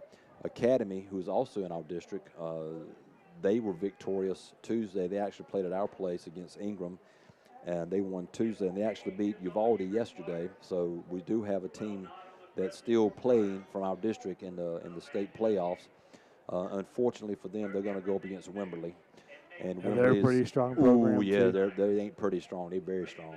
Um, so that's going to be if they can pull it out, great for them. But Wimberley, they're a very strong team. They're definitely a state championship team this year, competitive wise. And so we've just finished up our fall season of tennis. Today we went out and started our little Survivor Series competition where I divide the team up into 4 different groups. And I tell you what, today was, at the end of practice, end of class practice, called the kids together, and I looked at Coach Rick and I said, "You know what we didn't hear today?" And he was like, "What?" I said, "We didn't hear any laughing today. We didn't hear any laughter." And those kids today, when we divide them up into teams, they got serious. They got competitive. It was, we like to have fun and having a good time, and they did have a good time, but it was a competitive day today in our little Survivor Series we got going on with 4 different teams that are pretty evenly matched across the court, playing different. We play different games. We don't play real tennis. We play variations of tennis to help develop different skills. And so they really got into it today, so we're expecting a good week next week of a continual outdoor Survivor Series. All right. So now that the team tennis portion is done, Coach, what do y'all do now? We're gonna, like I said, we're gonna do a little competition week next week to kind of get things settled in a little bit, take just a little bit of a break. But then we're gonna get into the weight room. We're gonna do some weights. We're gonna do a lot of agilities. We'll still be out on the tennis courts working some skills with some different people. We don't want to, but we do need to put the racket down for a little while. You need to take a little bit of a break. So we're going to do a couple of weeks of that, and then probably about the last week in October, first week in November, we'll start back up with some open courts that we just, again, kids who, we have 9th period class at school ends at 4:10. We'll have kids stay, and I'll stay out there to 5:30. We'll have kids come out who are part of the tennis program, who may want to be a part of the tennis program in the spring. It's kind of a open court for anybody to come out and play. A lot of our players stay and compete against each other because they want to get better for the spring. But we'll start that, like I said, the last week of October, first week of November. But we'll be just been a lot of training. We've got to do a lot of footwork drills, agility stuff. We've got to get our feet quicker on the court. All right, Coach, and then the individual tennis picking up in the springtime. Yeah, the state tournament is earlier this year. Last year it was the 2nd week in May, I believe it is.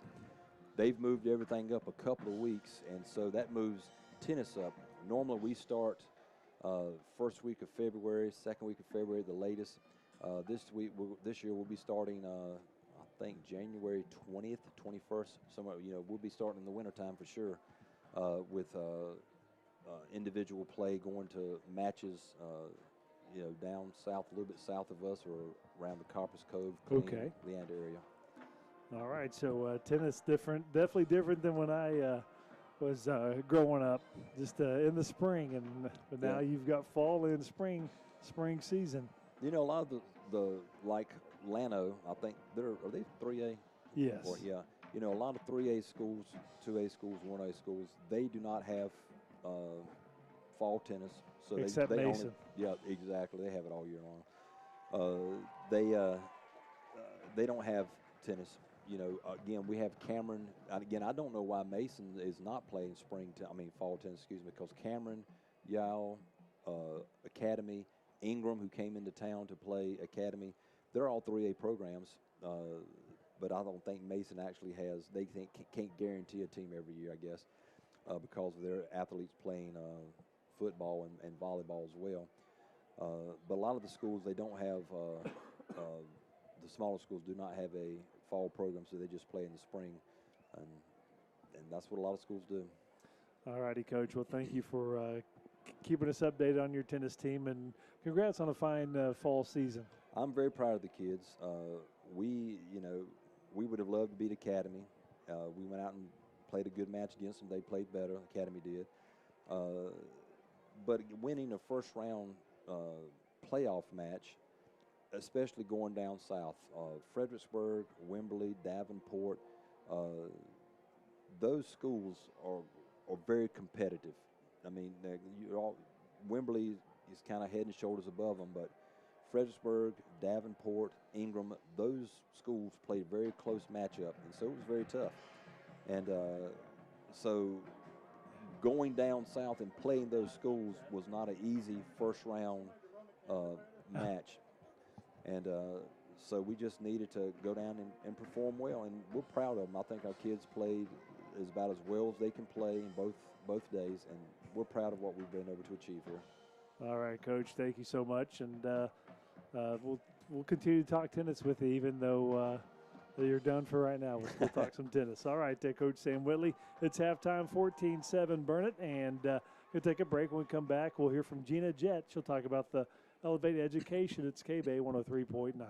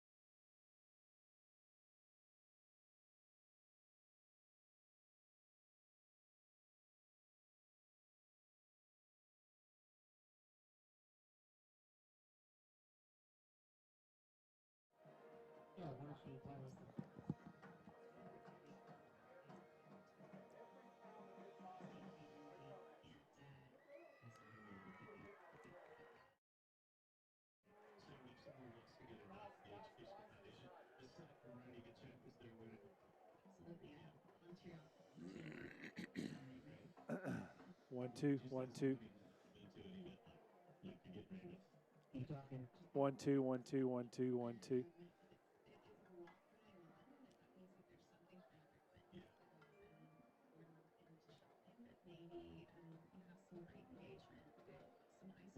I hear your voice, but it's just way low. Okay. How about mine? Does that sound any better? You sound good. Oh, thank you. I'm not hearing you on the stream. Okay.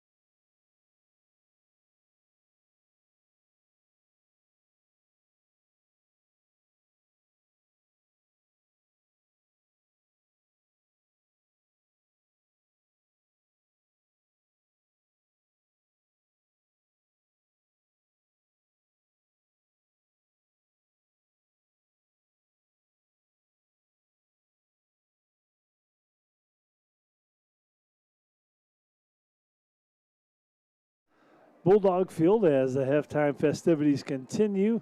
Burnet does get the ball to start the second half, and the Bulldogs do lead 14-7.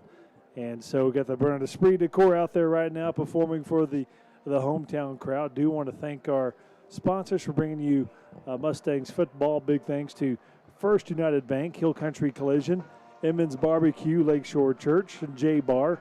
Also, big thanks to Ewald Kubota. So those are our sponsors of Mustangs football here in 2025. All right, Coach. So the Mustangs down 14-7. A little bit of trickery to get on the board, and maybe they'll use some more of that there here in the second half. You do what you got to do in this game tonight. You know, again, as I said pregame, that you don't leave anything behind. You got to lay it out on the field tonight. You don't save plays for next week or the week after. Just go ahead and put everything out there and see what works. Kind of like throwing spaghetti up against the wall, see what sticks. And that trick play, the double pass from Doak to Dalton, it worked well. It was set up well. The coaching staff did a great job. The kids did a great job of carrying out the third down play and then the fourth down play. You know, that's how you want it to work. You want to kind of surprise your opponent, not give them a chance to make any adjustments. All right, we'll see what kind of adjustments the Mustangs make for the second half coming up here in about 4 minutes. We'll be back with the second half on KBEY 103.9.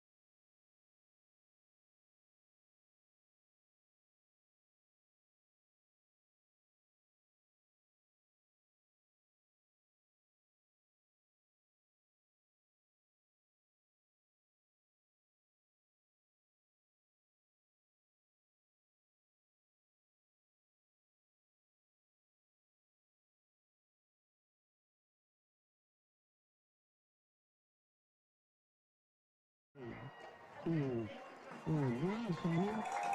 Ben Shields and Coach Sam Whitley with you here at Bulldog Field in Burnet as the Mustangs coming back on the field here for all the Mustang fans who traveled here to root on their Mustangs. And a great crowd on hand. This Burnet County showdown, so they're on their feet and cheering. Yeah, we've already beat them one time today with the cans. Yeah, the cans. Yep, the Mustangs are undefeated when it comes to the cans. They haven't lost yet to the Bulldogs. Should have seen how excited the student body was when they announced that Marble Falls won the Battle of the Cans. I tell you, I don't know how many cans we actually collected in total. I don't know if you know either. I know between the two schools, the high school where me and my wife teach at, and the Colt Elementary, my daughter goes to school. Those two schools right there had 5,300 cans amongst just those two schools. I think it was over 15,000. Was it? I mean, there was a lot of pounds of stuff. Yeah, I know Mr. Henson said that we beat Burnet by a lot in that aspect. So maybe the cans can kind of carry over here a little bit into the second half of this game. All right, here come the Bulldogs as the Bulldogs will get the ball to start this second half. Again, I would not be surprised if I didn't see starting off with an onside kick. All right, so Coach Whitley's putting you on standby, putting you on alert for an onside kick here. Is that going to happen? In a rivalry ball game, you never know, right? Exactly. I mean, it's going to be a chance, no doubt about it. Hopefully you can catch one of those Burnet front linemen. They're taking a nap. So they got 6 guys on the front line. No, only 5. 18 backed off. Big thanks to Roy Lennick back at the studio. Thanks to David Bean for running the camera to this evening. All right. Big help. Big thanks to Sam for coming in, too. All right, so Joaquin has it teed up at the 40 as he kicks off right to left here. And it's on the hash. I think he normally puts the ball in the center of the field. And on the right hash, like you just mentioned. What are the Mustangs going to do here as the second half is about to get underway? Going to be a pooch kick. Get out of bounds. Get out of bounds. And a little bit too flag far. does come in. Yep. All right. So it should be, last week when we had the situation. Yeah, we had a discussion, didn't we? It's 30 yards from the spot of the kick. So Okay. it should be placed at the 30-yard line unless the ball goes out of bounds prior to that. Well, it's really punitive is the new NFL kickoff rules. I don't know if you've been following that. I'm still getting used to when they kick off. They kick it out. They kick it in the end zone. It could be, or they don't kick in that zone. They get the ball at the 40. Yep. All right, so here comes the Bulldogs out for the second half action here. Fisher Powell, he is just a sophomore, 6'1", 165 pounds. So they mark it at the 31-yard line after the ball went out of bounds. So Burnet has it at its 31. Bulldogs going to be working with 3 wideouts here on the first play from scrimmage in the second half. Coronado's the running back to the left of Fisher, the QB. Handoff Coronado up the middle. He gets about 8 yards, just shy of the 40 to the 39-yard line. Here comes a second down and 2 coming up for the Bulldogs. That play's been successful for them in that late second quarter into now. It has. They ran the ball right down on us in the last 2 minutes of the game, and had not been for the pass play and the quarterback throwing the ball out of bounds behind the line of backwards, they were in good position to continue to run, and we just jumped off sides. Second down and 3, get a free play, but they blow the whistle dead, and Williams made a nice catch on the sideline, by the way. Doesn't count, though, because they called the play dead. Yep, it is offsides against the Mustangs, and that'll give the Bulldogs a first down. Takes it across the 40. A hard count that time. It was a really hard count. Yeah. Pretty much the entire defensive line moved. They did, and we had contact, which is why they blew it dead for. Ball sits at the 42 for the Bulldogs, working left to right. Bulldogs going to have 2 receivers to the right, 1 to the left. Coronado's the running back with Fisher, the QB. Tight end right side for the Bulldogs. First down and 10. They're going to keep it on the ground. Coronado with another nice first down run near midfield. Takes it to the 50, and that's another 7-yard run for Coronado. That tight end just pushed our defensive end right down inside there, and Coronado made a great cut, and Graham did a good job of falling in on the tackle there to get him. 2nd down and 3. Shotgun again for Fisher with his running back to the right. Coronado again going to call his number, and Mustangs wrap him up, but he still goes forward for the first down to the Mustang 44. Big gain about 4 and first down for the Bulldogs. Brought one of our inside linebackers down to a defensive end position on the outside shoulder of the tight end that time to keep that tight end from being able to just push down. Peyton Lopez comes in to give Coronado a breather, and the pistol formation gives to Lopez. This time he's hit immediately, and he goes nowhere. No gain. A lot of Mustangs in to wrap him up.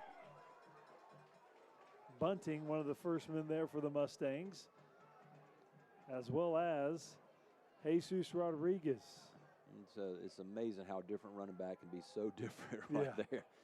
Yeah, I mean, the offensive line is doing a fairly good job of blocking up front, but evidently the running back makes a big difference in reading seeing the holes and reading the holes. Lopez stays in there as the running back. He's to the left of his QB. Rolling to his left to throw. And it's caught. That's Williams trying to turn up field. He takes a defender out. Oh, he breaks a tackle. He's gone at the 30, the 20, down the left sideline before he's tackled near the 10-yard line. Joaquin Aguilar with a touchdown-saving tackle.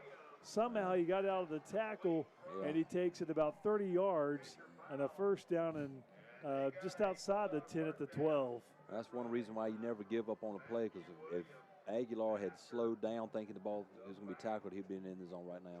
Good job by Aguilar staying in pursuit.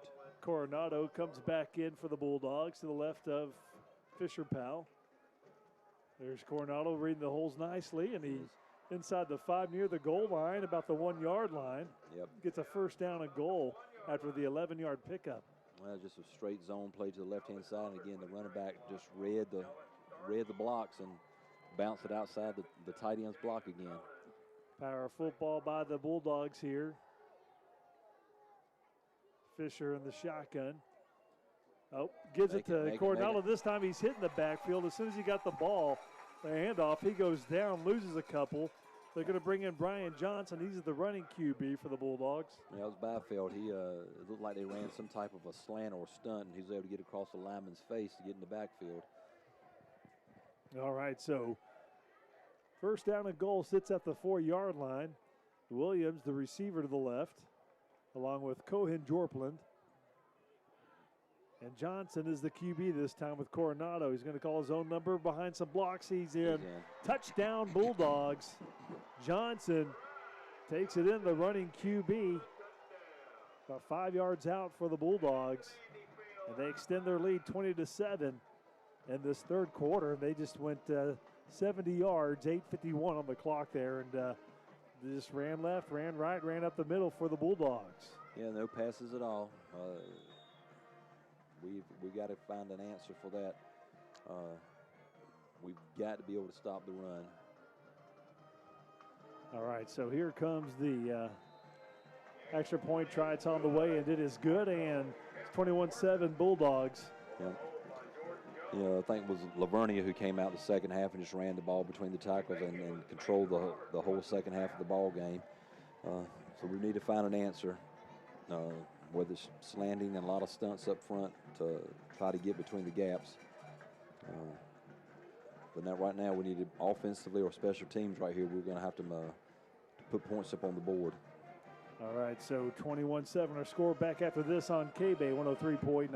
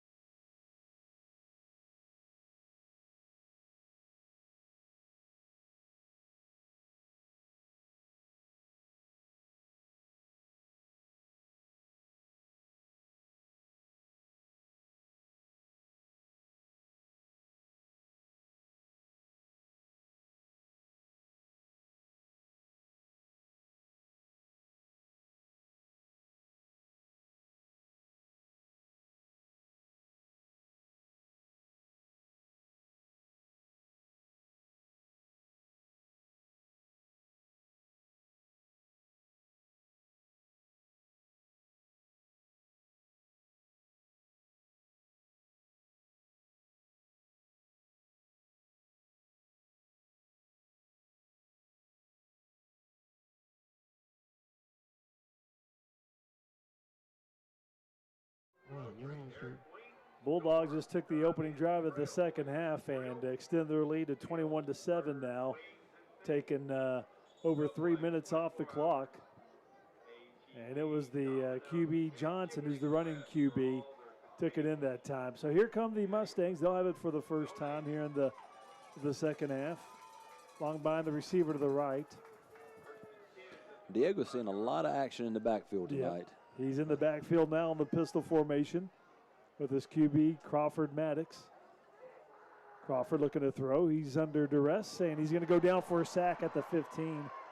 Bulldogs got pressure. Yeah, something was wrong on that route. Yep, Riley Howe was there. Yeah, he was looking to throw, and the receiver was running an out route. I don't know if he's been running a slant, but he definitely was not even looking. All right, so they drop him for a loss of 7 back to the 18, where it's second down and 17 coming up for the Mustangs. Crawford Maddox has Diego Aguilar to his left on second down and long, 2 receivers set. Ball back to Maddox. Hand off up the middle. Aguilar, Diego hits a wall at about the 20. Johnson there with the tackle. He's excited. Tell you what, that young Aguilar, he is so fast and quick. Again, he's basically one step away from popping it all the way. But again, he's a freshman. He's a small guy that when they grab hold to him, they're able to get him off the ground quick. Got about a yard, so third down and about 14 here for the Mustangs. Dickin and Makachek, the receivers to the right. Longbine is the receiver to the left. Diego stays the running back with Crawford Maddox in the shotgun. Crawford has the ball, wants to throw. Here's pressure. It's a screen. Longbine has it. Gets a block. Has some room. He's at the 40 left sideline, at the 50, the 45 before wrapped out of bounds at the 43-yard line. Longbine on the screen as he goes 37 yards. Nice play call. That play was set up good. We had a lot of white shirts and no green in front of it. Caden had to actually push the lineman down to get out of his way. Okay, so shotgun formation, Crawford Maddox. He's going to call his own number this time. He's got some room. Crosses the 35 to the 34-yard line. He's going to get about 8 yards with 7:10 to go in the third. Mustangs driving. That time they put quads over into the short side of the field to bring some inside linebackers out, and that's why the hole was open for Crawford up the middle. Crawford's in the shotgun. Diego to his right. 3 receivers set for the Mustangs on second down, about 1 here. So he got about 9 on that first down run. Mustangs looking to answer the Bulldogs score. Maddox has it, gives to Diego up the middle, has the first down to 30, finds a hole to 20. He's at the 10 to the 5-yard line. There you go. He's going to go 29 yards, first down and goal. Diego Aguilar showing his speed. Yes, like I said, he's a little slash, got a little water bug, he is. And he was able to get to that first line that time. All right, so it's a first down and goal for the Mustangs near the 5-yard line. By far the best drive for the Mustangs this evening. It is. We've mixed it up. That screen pass was a big hitter. Again, an explosive play, moved the ball about 25 yards up the field. C.J. Alexander to the left, Longbine to the right. Diego to the right of the QB Maddox on first down and goal. Crawford puts the tight end in motion. Crawford has the snap. Hand off Diego at the middle. This time he's wrapped up after maybe about a 2-yard pickup down to the 3. That's good. That was good offensive play right there. You got 3 more downs to get a touchdown. 6:19 and counting in this third quarter. Mustangs trail 21-7, but they're knocking on the door here. Ball sits at the 3-yard line. This ball in Doak. Took Diego out. More of a power runner, inside runner. Doak will be the lone running back, 2 tight ends set for the Mustangs. 2 receivers on second down and goal at the 3. Maddox takes the handoff, calls on number, finds a hole right side. No signal yet. Nope, he's down. He's shy. Inside the 1. Gets a couple yards inside the 1. Going to be third down and goal now. Inside the 1, just inches for the Mustangs here. All right, under center, sneak it. Let's go. All right, here's a big third down and goal inside the 1. Maddox going to try to sneak it in. Did he get enough push? No signal. Yes, he is in. He's in. Touchdown. Touchdown Mustangs. That was a huge drive. Jay just answered a big drive by the Bulldogs with a drive of their own, set up by about a 40-yard screen pass to Langbein. Nice run by Diego, and then there, a quarterback sneak by Maddox. Absolutely. You know, the offense really kept the tempo up after that screen pass of running plays pretty quick, 15, 20 seconds before the on the play clock was down to make things happen pretty quick, not to give Burnet a chance to catch the air to set up and make any adjustments. All right, so a big drive for the Mustangs. Here comes the extra point try, Joaquin Aguilar. It's on the way, and it is good, 21-14. We got ourselves a ball game, Coach. Back after this on KBEY 103.9.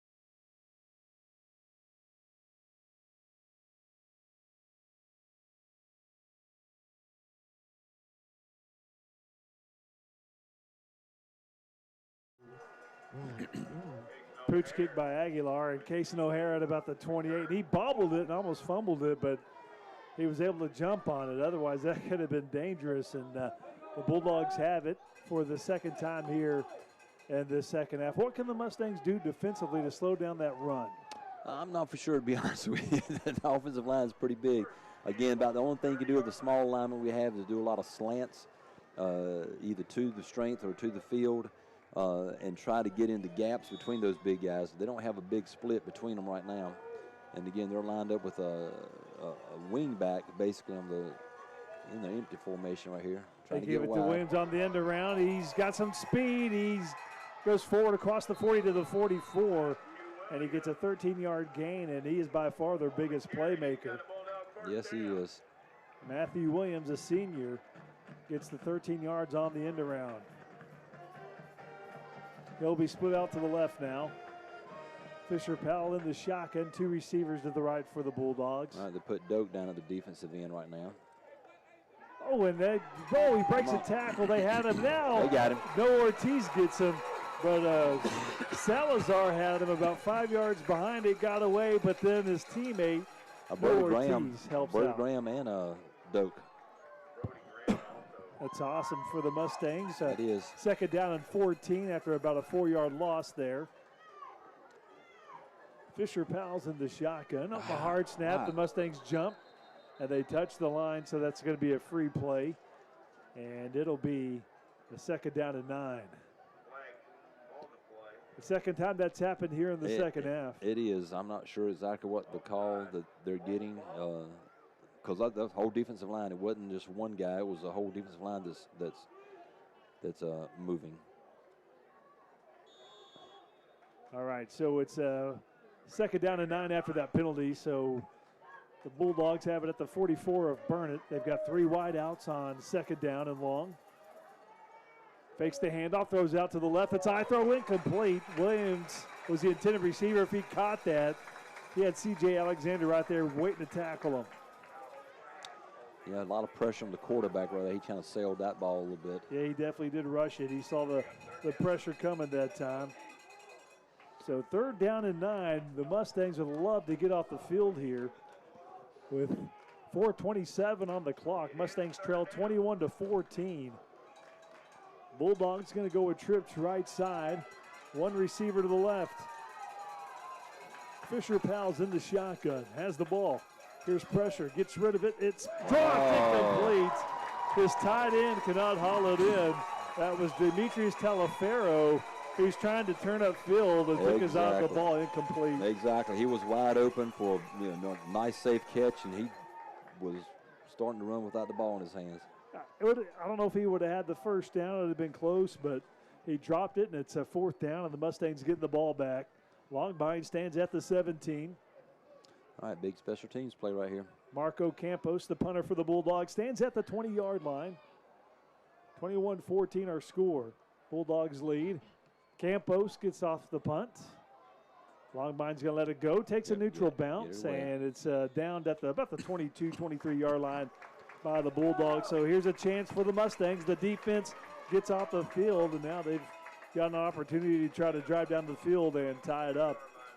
Absolutely. Again, the last series we had a big play, an explosive play. Doesn't necessarily have to be a long pass, but anything 25, 40 yards down the field, explosive play, and then we kept the tempo up on them, ran some different formations to pull them out of the position. Quarterback had a good run. So let's see what we do this time.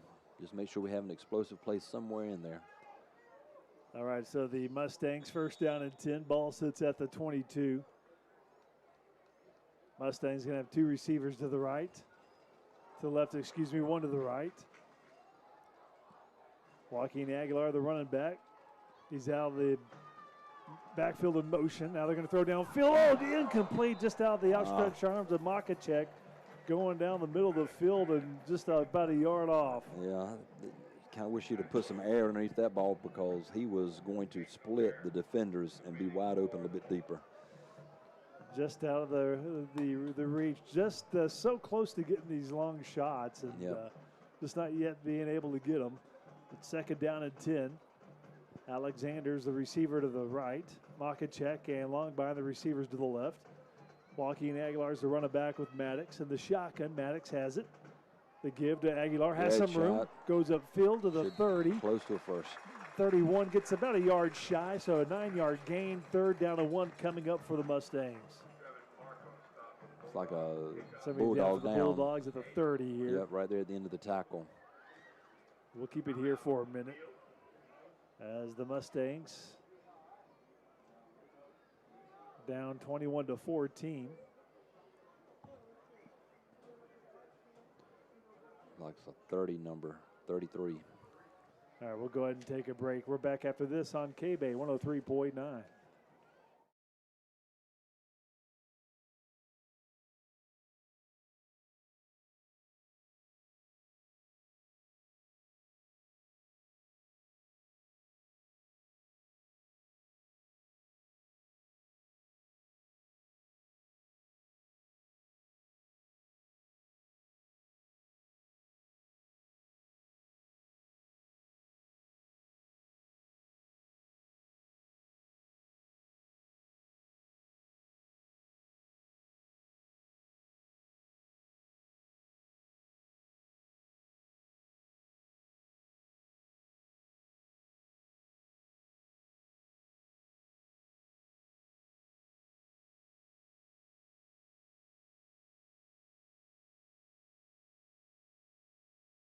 Him. Big 3rd down and 1 coming up for the Mustangs here. Ball sits at the Marble Falls 31. Maddox in the pistol. Aguilar behind him, puts a man in motion. Gives to Aguilar. He's got the first down. Good. First down, Aguilar. Then some as he takes moving, the ball. Keep moving. Across to the 40-yard line. That pile moved about 7 yards as he gets 8 yards on the carry on a first down for the Mustangs. He's getting up slow a little bit. Tough when you're underneath those big piles of some of those big boys. It is. Doak's going to check in for Joaquin. Logmine back in for, he's going to be the receiver to the right. You got Alexander, the receiver to the left. Denton's a tight end along with Noah Ortiz. And Doak is to the right of his QB Maddox on a fresh set of downs here for flag comes in. Penalty, 5-yard penalty. I am extremely interested in what's going on with that nose guard in the center, because that was just ugly what we just did. But again, I noticed that nose guard was making some noises. He's jumping. But, I mean, that could be a delay of game. Or, yes, and I'm just disconcerting signals. Exactly, but you've got to convince, I guess, because if you notice, Burnet is about a yard off the ball. Most teams get crowd the ball as much as they could, but they're about a yard off the ball. 1st and 15, handoff Doak. Another flag coming in. What do we got here? Something on the offense. They killed it early. So 1st down and 20 now. Don't want this to be a drive killer for the Mustangs. Yep. Mark it off to the 30, so 2 back-to-back pre-snap penalties for Marble Falls, and they'll be 1st down and 20 at the 30-yard line. Mustangs trail 21-14 late here in the 3rd quarter, 2:50 and counting. Maddox looks over the sideline to get the play call. C.J. Alexander, receiver to the left. You got Longbein, the receiver to the right. 2 tight ends for the Mustangs. Timmerman's the running back with Maddox on 1st and long. Another flag comes in. Is that a delay that time? Yeah. 3.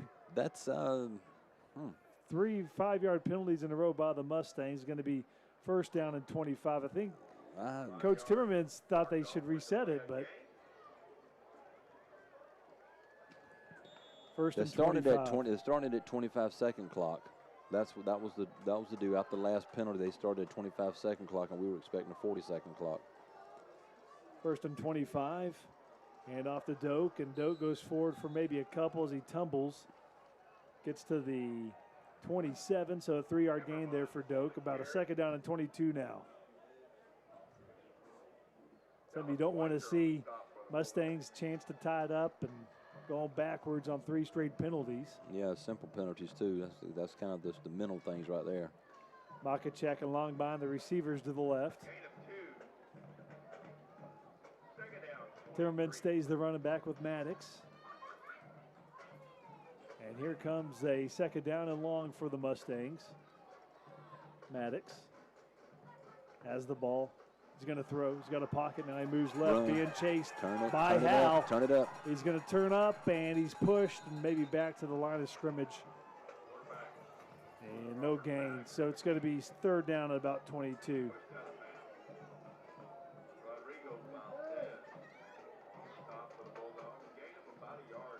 All right, so 3rd down and about 22 here for the Mustangs. What's in the playbook here?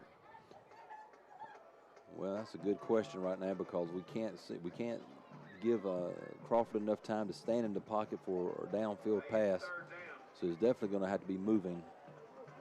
129 to go.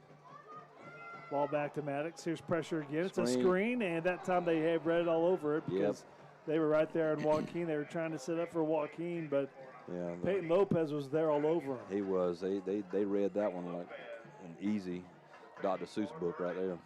All right, so penalties derailed that one for the Mustangs, and they'll go ahead and punt it off here. Joaquin Aguilar going to stand at about the 15. Meanwhile, Trevin Park is going to be the return man for the Bulldogs. He'll be at the 40-yard line here. So they can't give him some heebie-jeebies, make him bobble a ball. Nice looking end-over-end punt. Park has it at the 40. He stumbles, stays up. He's across midfield down to the 48-yard line. About a 13-yard return, and the Bulldogs have the ball in the Mustangs' territory. Under 2 minutes to go.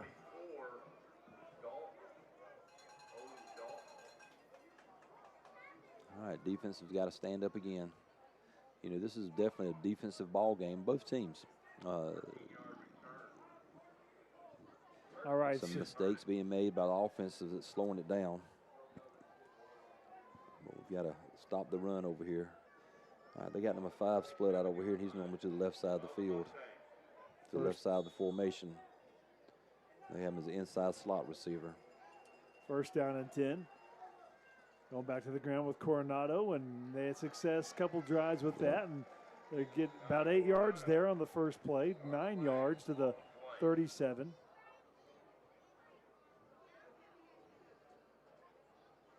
So 2nd down and 1 coming up. Was there a penalty there? I think there might have been. The back judge did drop a flag.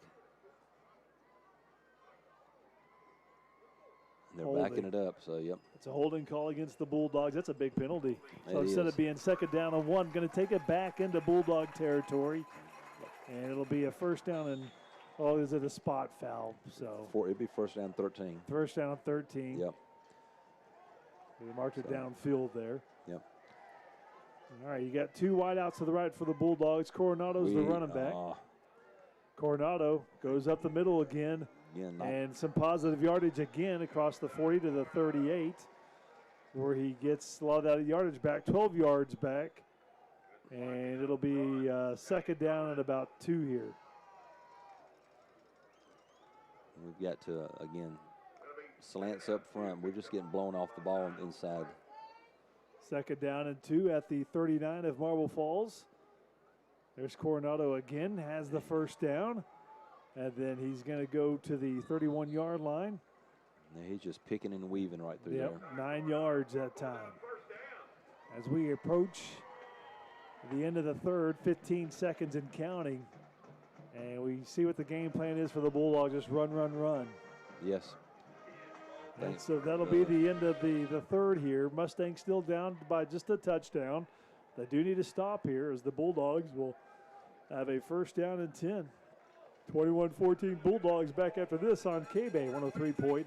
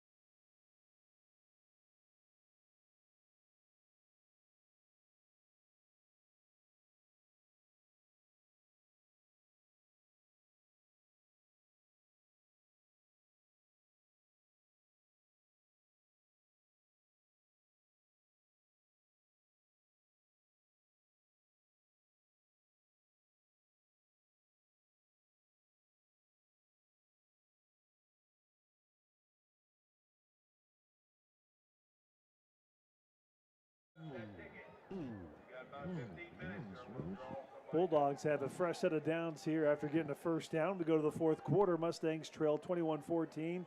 Bulldogs sit at the Mustang 32-yard line. Going to go with 2 wideouts to the right. You got to expect number 5 up top will be getting ready to get a ball. Coronado's hit. Yeah. Maybe a couple yards there as he gets to the 30. So second down, about 8 here for the Bulldogs. Right now, the Mustangs we're in good position. We're in striking distance right now. Sometimes you just got to continue to play every down and catch a break. Fisher pound the shotgun pistol formation. He's going to give to Coronado, and he lowers his shoulder and breaks a tackle, has the first down, breaks another tackle. He's going to go. He was like a Mack truck there. Yeah, he likes to hit. You can tell he likes to lower the shoulder and put the boom on whoever's going to try to tackle him. Thought he was going to be brought down after about 2 or 3 yards, but then he broke 2 or 3 tackles, and he went 30 yards. And the Bulldogs back to a 2-score advantage here, 27-14 here in the fourth, 11:22 to go. Yeah, that was, I hate to say poor tackling, because sometimes you have a good runner like that, they need to get credit for being a strong runner. Extra point try is up, and it is good. And it's now 28-14 Bulldogs. As they extend their lead, we're back after this on KBEY 103.9.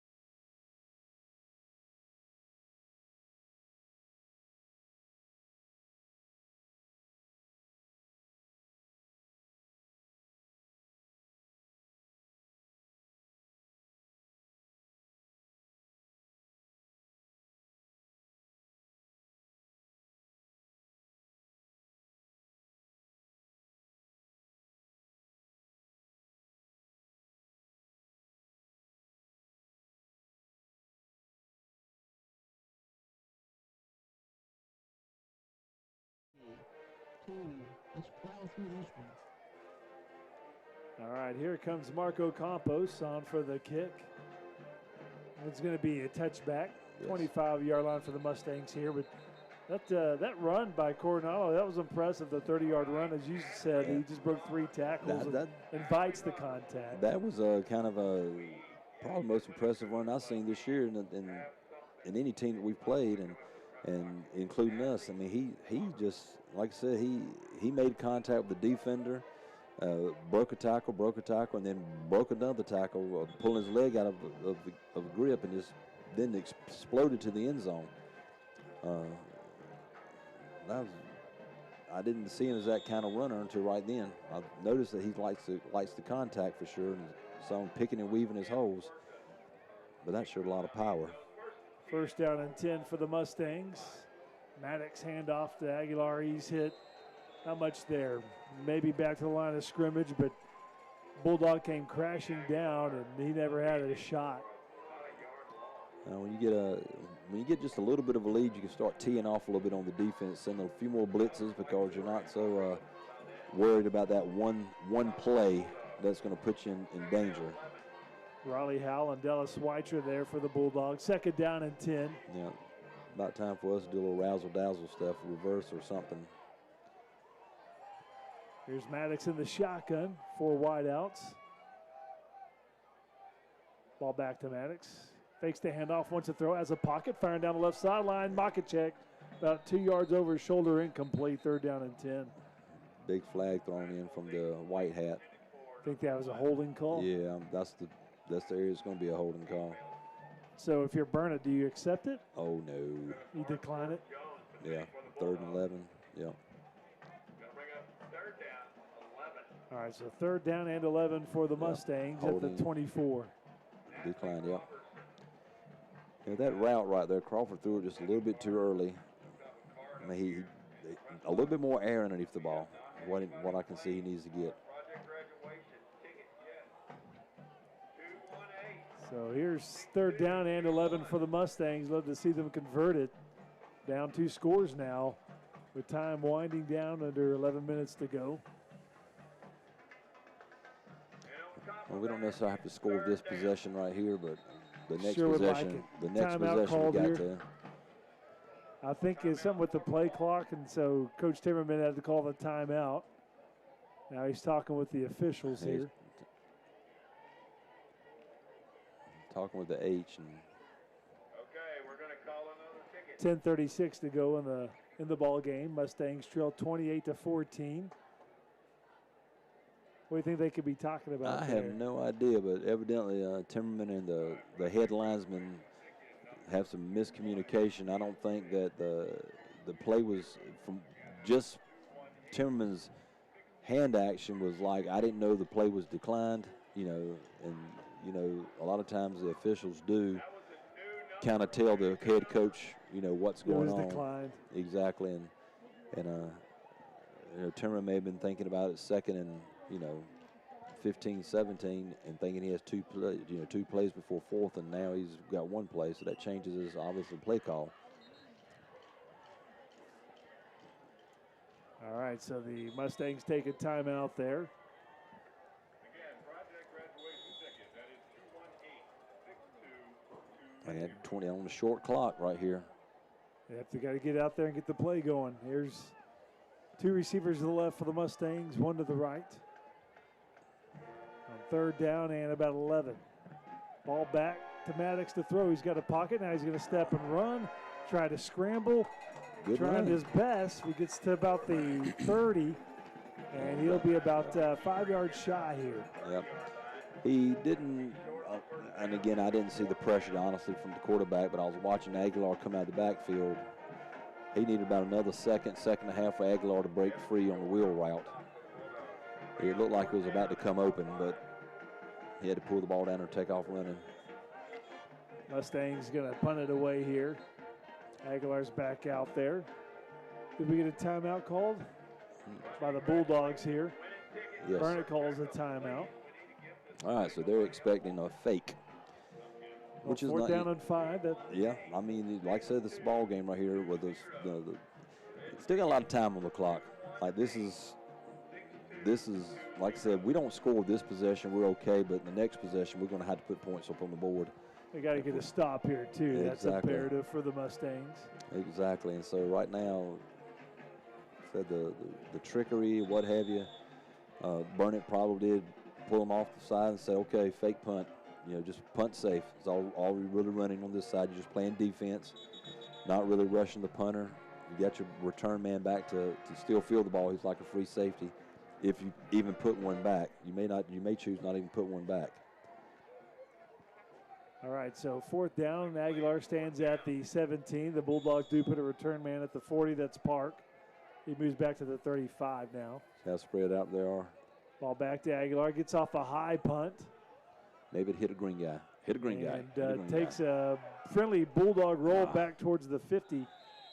Byfeld downs it at the Bulldog 48-yard line. Yep. Got a player down on the far side over there. Mustangs looking for a stop here, down by 2 scores at 28-14. 9:53 to go in the ball game.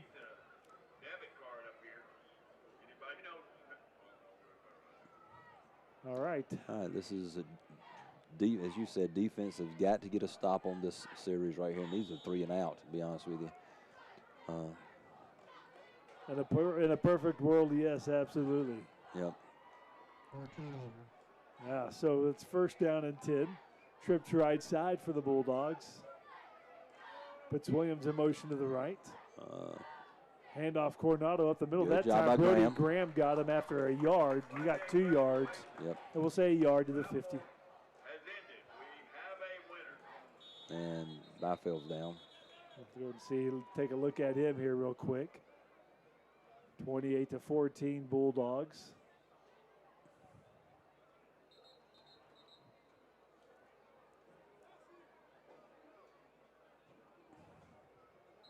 So they have the injury timeout. He's off the field. He's fine.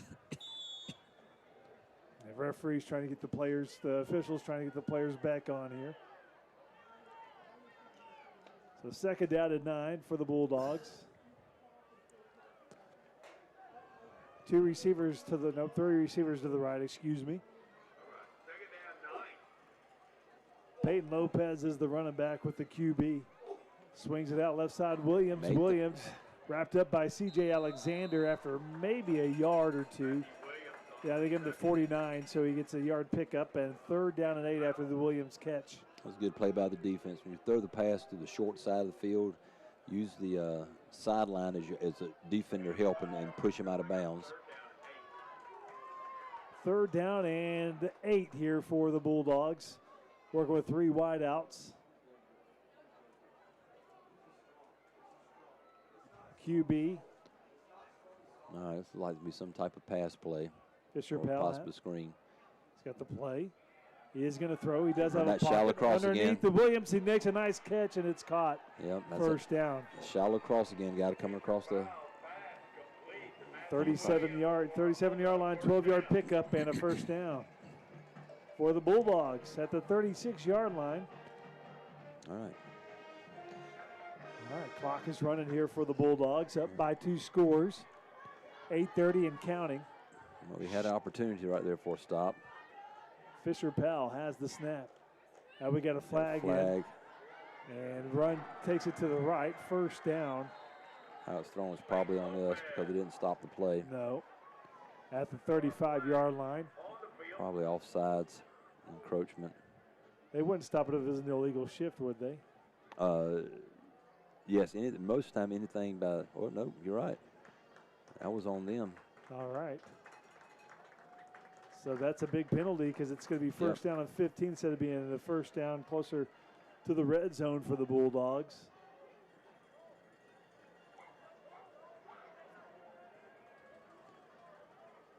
All right, so Burnet has 1 receiver to the left, now 2 receivers to the left, 1 to the right. And Fisher Powell's in the shotgun. Running back to his right. Fisher giving the call to his line here on 1st down and 15. He's got it. The give. Get wide. Come on. Peyton Lopez trying to get the corner. He does. We got a big hold right there. 32 yards. We saw it. Good and job. The flag's there at the 34. So yeah, that run's going to come back because of the hold. Absolutely. That was I mean, he had arms wrapped around him and it looked like he was taking him to the prom dance. All right, so that'll bring it back. 7:49 to go. 28-14 Bulldogs. So from the 34 to back to the 44. So it'll be a first down and about 17 here.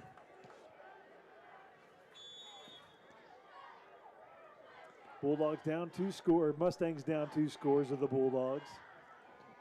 The only bad thing right now is happening is they're getting penalties, but the clock is still ticking. 3 wide outs. 2 to the right, 1 to the left.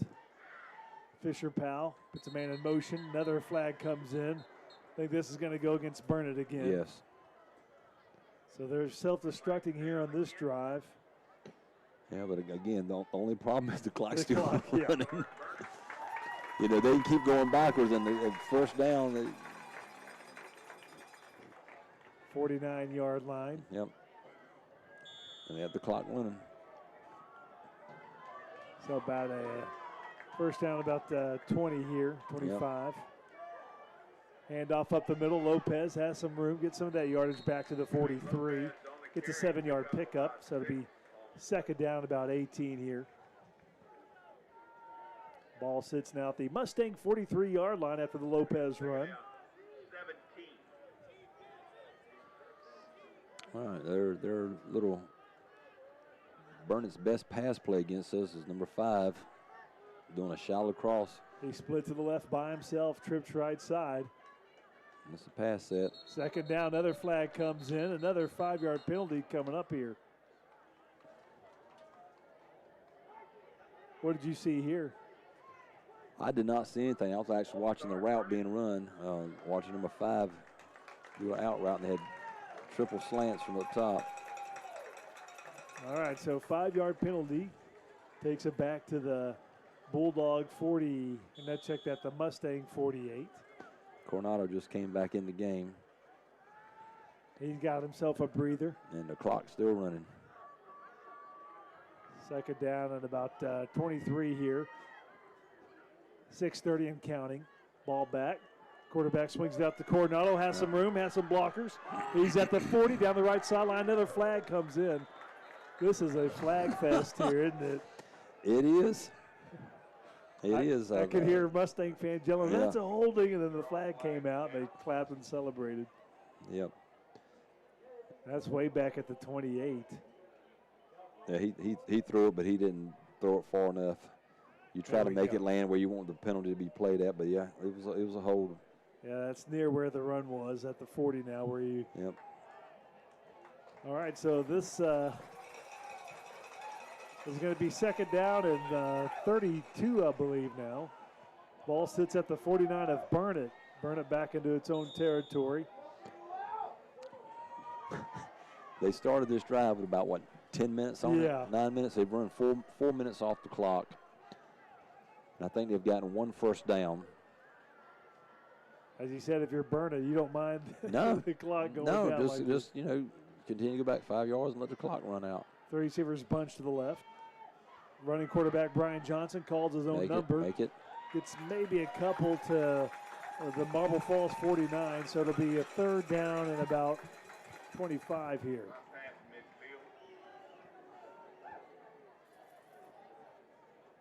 So third down and a mile. Third down to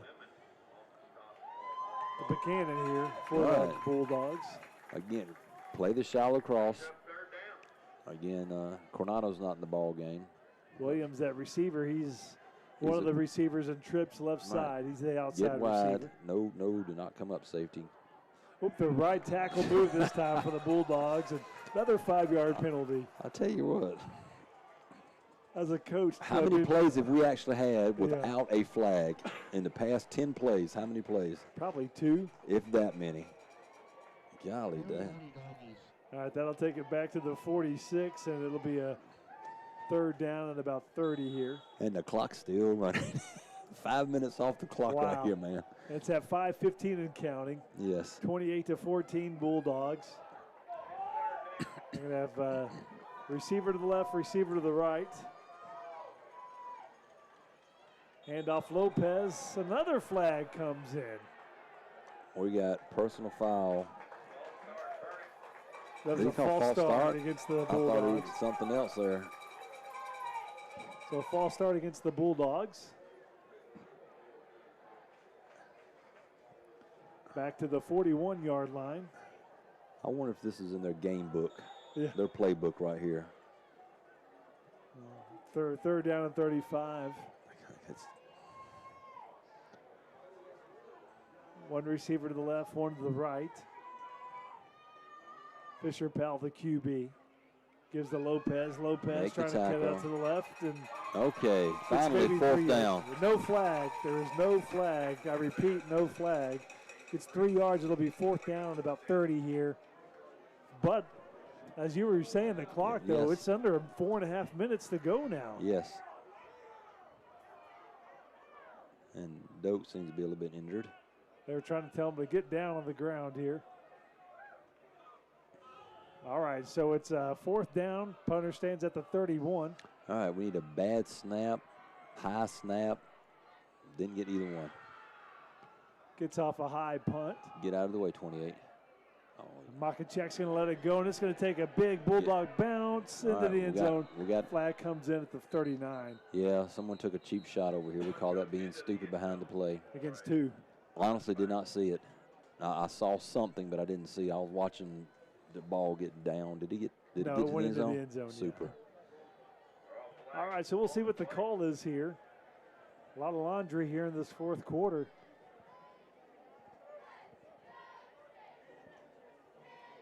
Blocking the back against the Mustangs. Okay, so ball will be on the 10.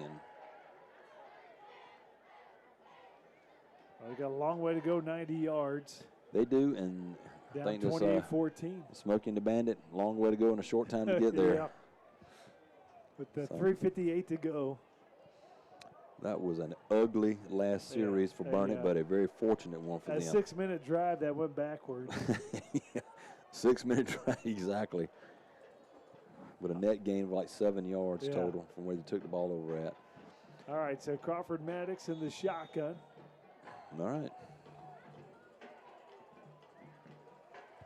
He's got a couple wideouts here. What in the Another world? flag coming down. False start. Who did what, where? If, as an official, could you throw a flag on every play if you wanted to? Absolutely. If you wanted to, yeah, you could find something wrong. You know, but there are certain things that happen that weird thing is I'll tell you in a second after this play. Back to the 5, 1st down and 15. Oh my goodness. Another whistle blown here. Another false start against What the is Mustangs. going on? You know, we actually have a Coach Berkman, our head basketball coach, assistant golf coach. He actually teaches an officiating class. Oh, really? Yes, and I had the opportunity today to talk with him a little bit, and you know, tell him, you know, you don't want to call a penalty on something that's not really going to affect the play, but there are some obvious things, you know, depending on which coach you are. If a person's false start, stepping, quarterback sneak on here to get the ball out of the end zone a little bit. On 1st and 17, that sneak will take it out to probably close to the 5. Yep. And the clock will continue to run 3:49 and counting. Yeah, but- 28-14 Burnet. Yeah, but if you're looking for it, you know, you could probably call a hold on every play on the Yeah. offense. It doesn't matter who it is. But this has been. Let's see if we can get 2 plays without a flag. 2nd down and 16 for the Mustangs at the 4. Clock down to 3:27 and counting. Maddox in the shotgun, rolls right. He's looking. He's looking. He's going to run. And he will tumble out to about the 9-yard line, gets a 5-yard gain. He's getting up. Nope. 3rd down and 11. He's getting up slow. He He's took a hurt. tough tumble there at the Yeah. end. The guy came and got it, just took his legs out from underneath him. All right, so that's off the clock with 3:11 to go. 28-14. Burnet.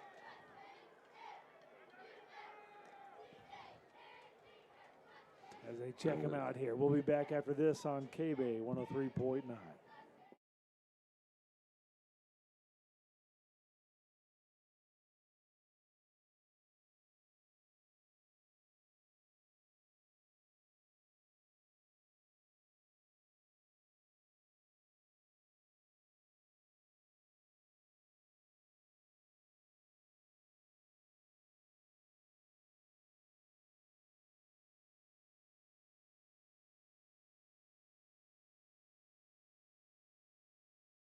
One.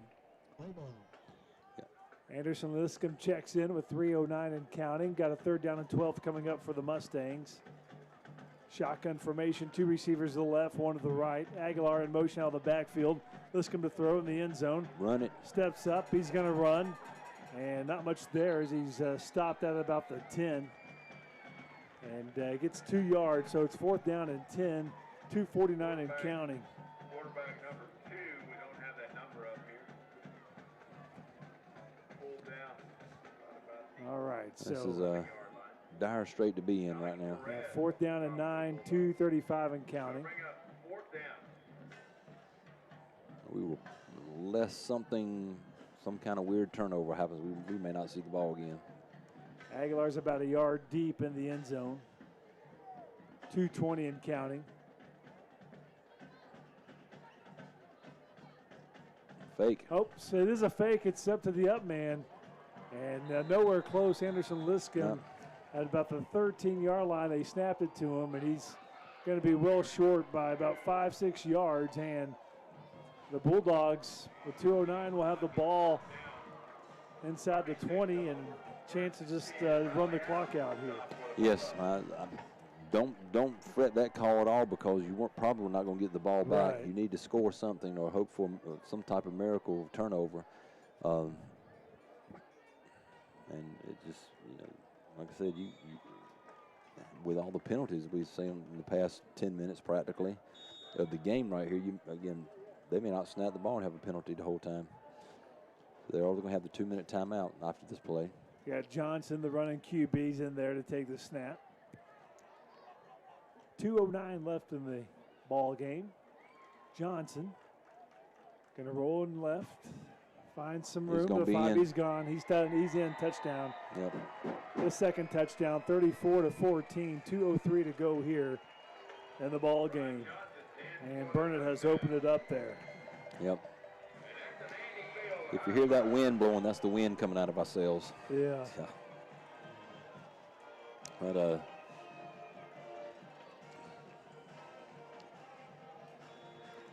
all right, so the Bulldogs with the extra point try. Here it is. Marco Campos, it's up, and it is good, 35-14. And so Burnet extends that lead. the last 8 minutes of this ball game has been rather on the ugly side. Yes. A lot of flags, a lot of just ugly plays, and it kind of takes the focus away, if you will, of being able to. You get out of rhythm and out of sorts. And exactly. And it does it on both sides of the ball, and it does to both teams. So. All right, so want to thank our sponsors: First United Bank, Hill Country Collision, Inman's Barbecue, Lakeshore Church, J Bar, and Ewald Kubota. And we'll go ahead and pause here for a station identification, Roy. Okay.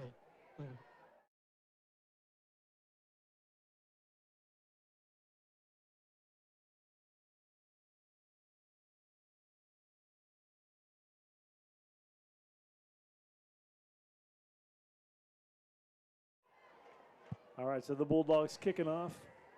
We didn't get to the 2-minute timeout, so we still have that coming up here, don't we, Coach? Absolutely. Should be right after it. Well, I think CJ, he's lined up in the end zone, so I think he's planning on taking it out. Campos has it teed up at the 40. And this one is going to be a yard deep. He is going to bring it out. CJ's at the 10. He's at the 15. Breaks a tackle, still going. The 20. Out to the 24. 24-yard return for C.J. Alexander. And this means it's the 2-minute timeout here. Absolutely. Perfect 2 for 2, Coach. You are. You have halfway through the season, or I guess a little bit more than halfway through the season. Well, thank you again for coming out here, Coach, doing the game with us. Not a problem. Not a problem whatsoever.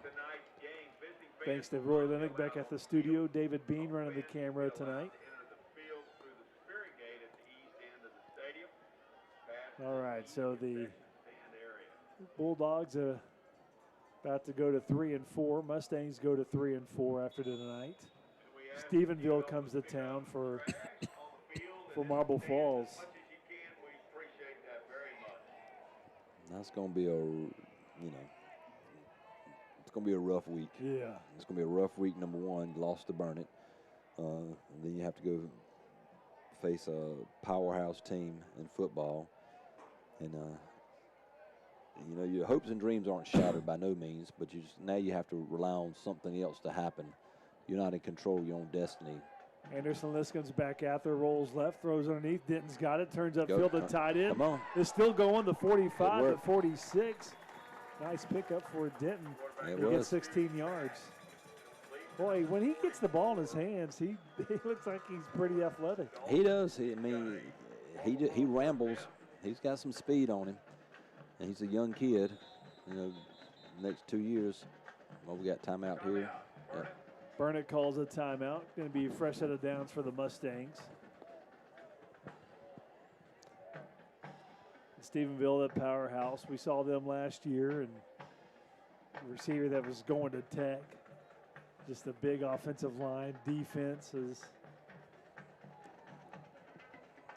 They're built differently there. They definitely are. Yep. I need a lot of hay. All A right. lot of corn, potatoes, whatever. So While Bulldogs called a timeout, and that stops the clock at 1:46 to go. It's 35-14 Bulldogs here in the waning minutes of this ball game. I know it's a long shot, but weirder things have happened. So Burnet's got to get his team settled in and say, look, the game ain't over with. I know it feels real good, but we still got to play a defense. Aguilar motion out of the backfield. Liscombe a screen pass left side. Make a move. Makachek breaks one tackle, the Got it. 50, and then the boom hit hard at the 46 of Burnet. 8-yard pickup. Clock will continue to run. Minute and a half to go. Seems like a lot of words, a lot of chippiness out there Yes. right now. They did stop the clock. Second down and 4 for the Mustangs. Liscombe out there is the QB.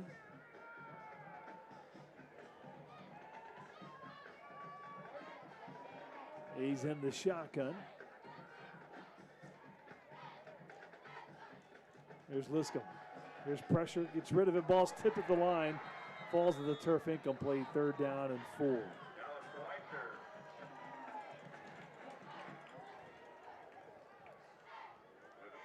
All right, so one of the linemen is Schweitner, the big 78, getting his hands on there. We're actually having a little bit better pass protection right now, believe it or not. Giving them a little bit of time to get a read downfield.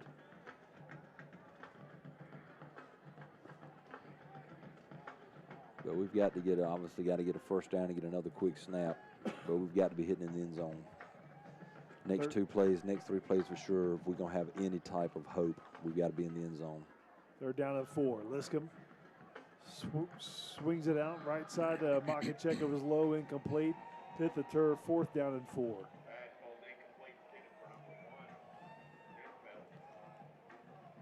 So Mustangs going to go forward here, and if they get it, well, the drive continues. If not, Burnet just a couple plays away from taking a knee. Yes. I'm sure we're not going to call any timeouts to stop it. 4th down. Exactly 1 minute to go in the ball game. Shotgun formation. Liscombe to throw, 4th down. Here's pressure again, gets rid of it, and left sideline, Longbein. He got it. They're going to say he got it at the 35. Wow, what a catch by Longbein. And he gets 15 yards there. Yeah, he kept his toes in. He did. Now we got to be hitting the end zone. What in the world? Yeah. All right. Whoa. We got the windows Watch coming it. down here. Yeah, I'd just leave it down if I were you. Yeah. All right. Oh, we got another play going on right here. All right, there's Liscombe in Fumble, under he pressure. He cleaned up. fumbled it. That's And okay. he's able to jump on at the 44-yard line. And that probably, let's see if they hurry, try to get another snap off, but that Yes. could be our last play. Yep. We're having some equipment malfunctions. Windows are falling around us. That's right. Windows falling down. Trying to on keep my hands. Ben's fingers all intact. All right, so 11 11 seconds. seconds. Yep. Timeout called. Marble Falls call it. Coach Timmerman. Yep. Hasn't been, nope, Burnet. Burnet called it. Yep. I wonder why they would call it. Truthfully, not for sure, except for to kind of get the, kids' heads on straight. 11 seconds. Don't do anything stupid. Personal fouls, It's anything. an injury timeout. They Okay. Because, stuff like this part of the game, tempers, chippiness, and you can still be ejected in the last 11 seconds of the game, and that's going to penalize you for the next week. Yeah. All right, second down and 10 here for the Mustangs. Or no, second down about 18, I should say. Excuse me. Yep. All right, toss it deep, see what happens. Here comes Liscombe. Throws it left side. Caught again. Sideline long bind at the 35. Gets the yardage back. Same play.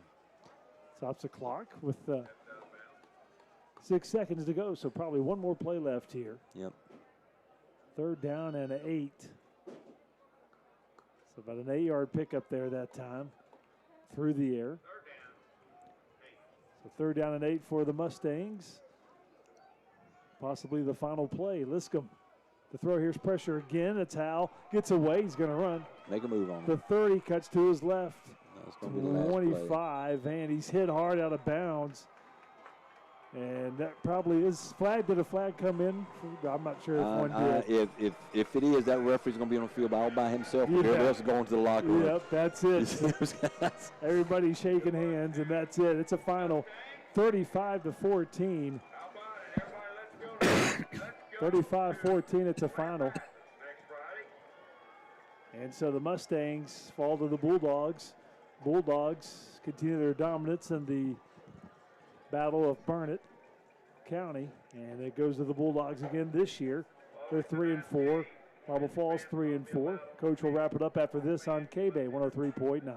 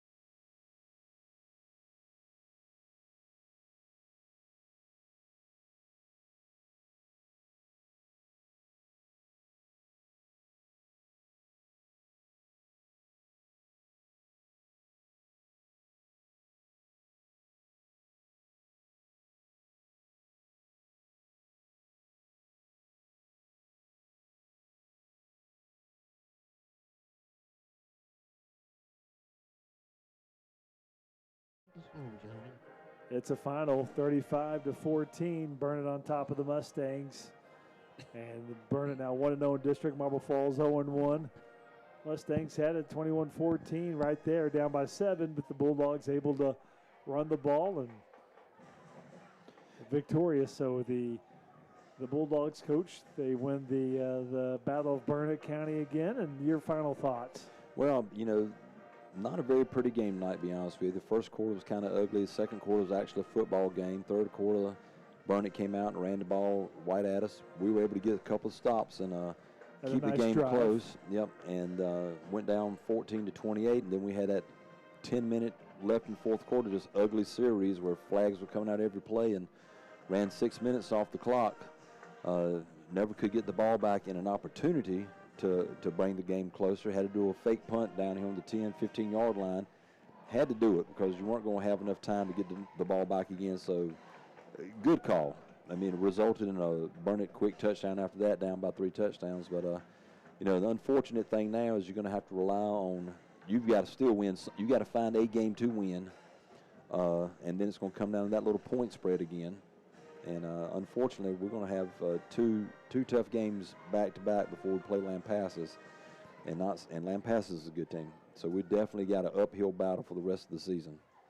All right, Coach, 35-14 the final. Thanks again. Appreciate you doing this. Thanks to Roy Linick at the studio, David Bean running camera. And one final thanks to our sponsors, First United Bank, Hill Country Collision, Emmons Barbecue, Lakeshore Church, J Bar, and Ewald Kubota. Until next week, it's KBEY 103.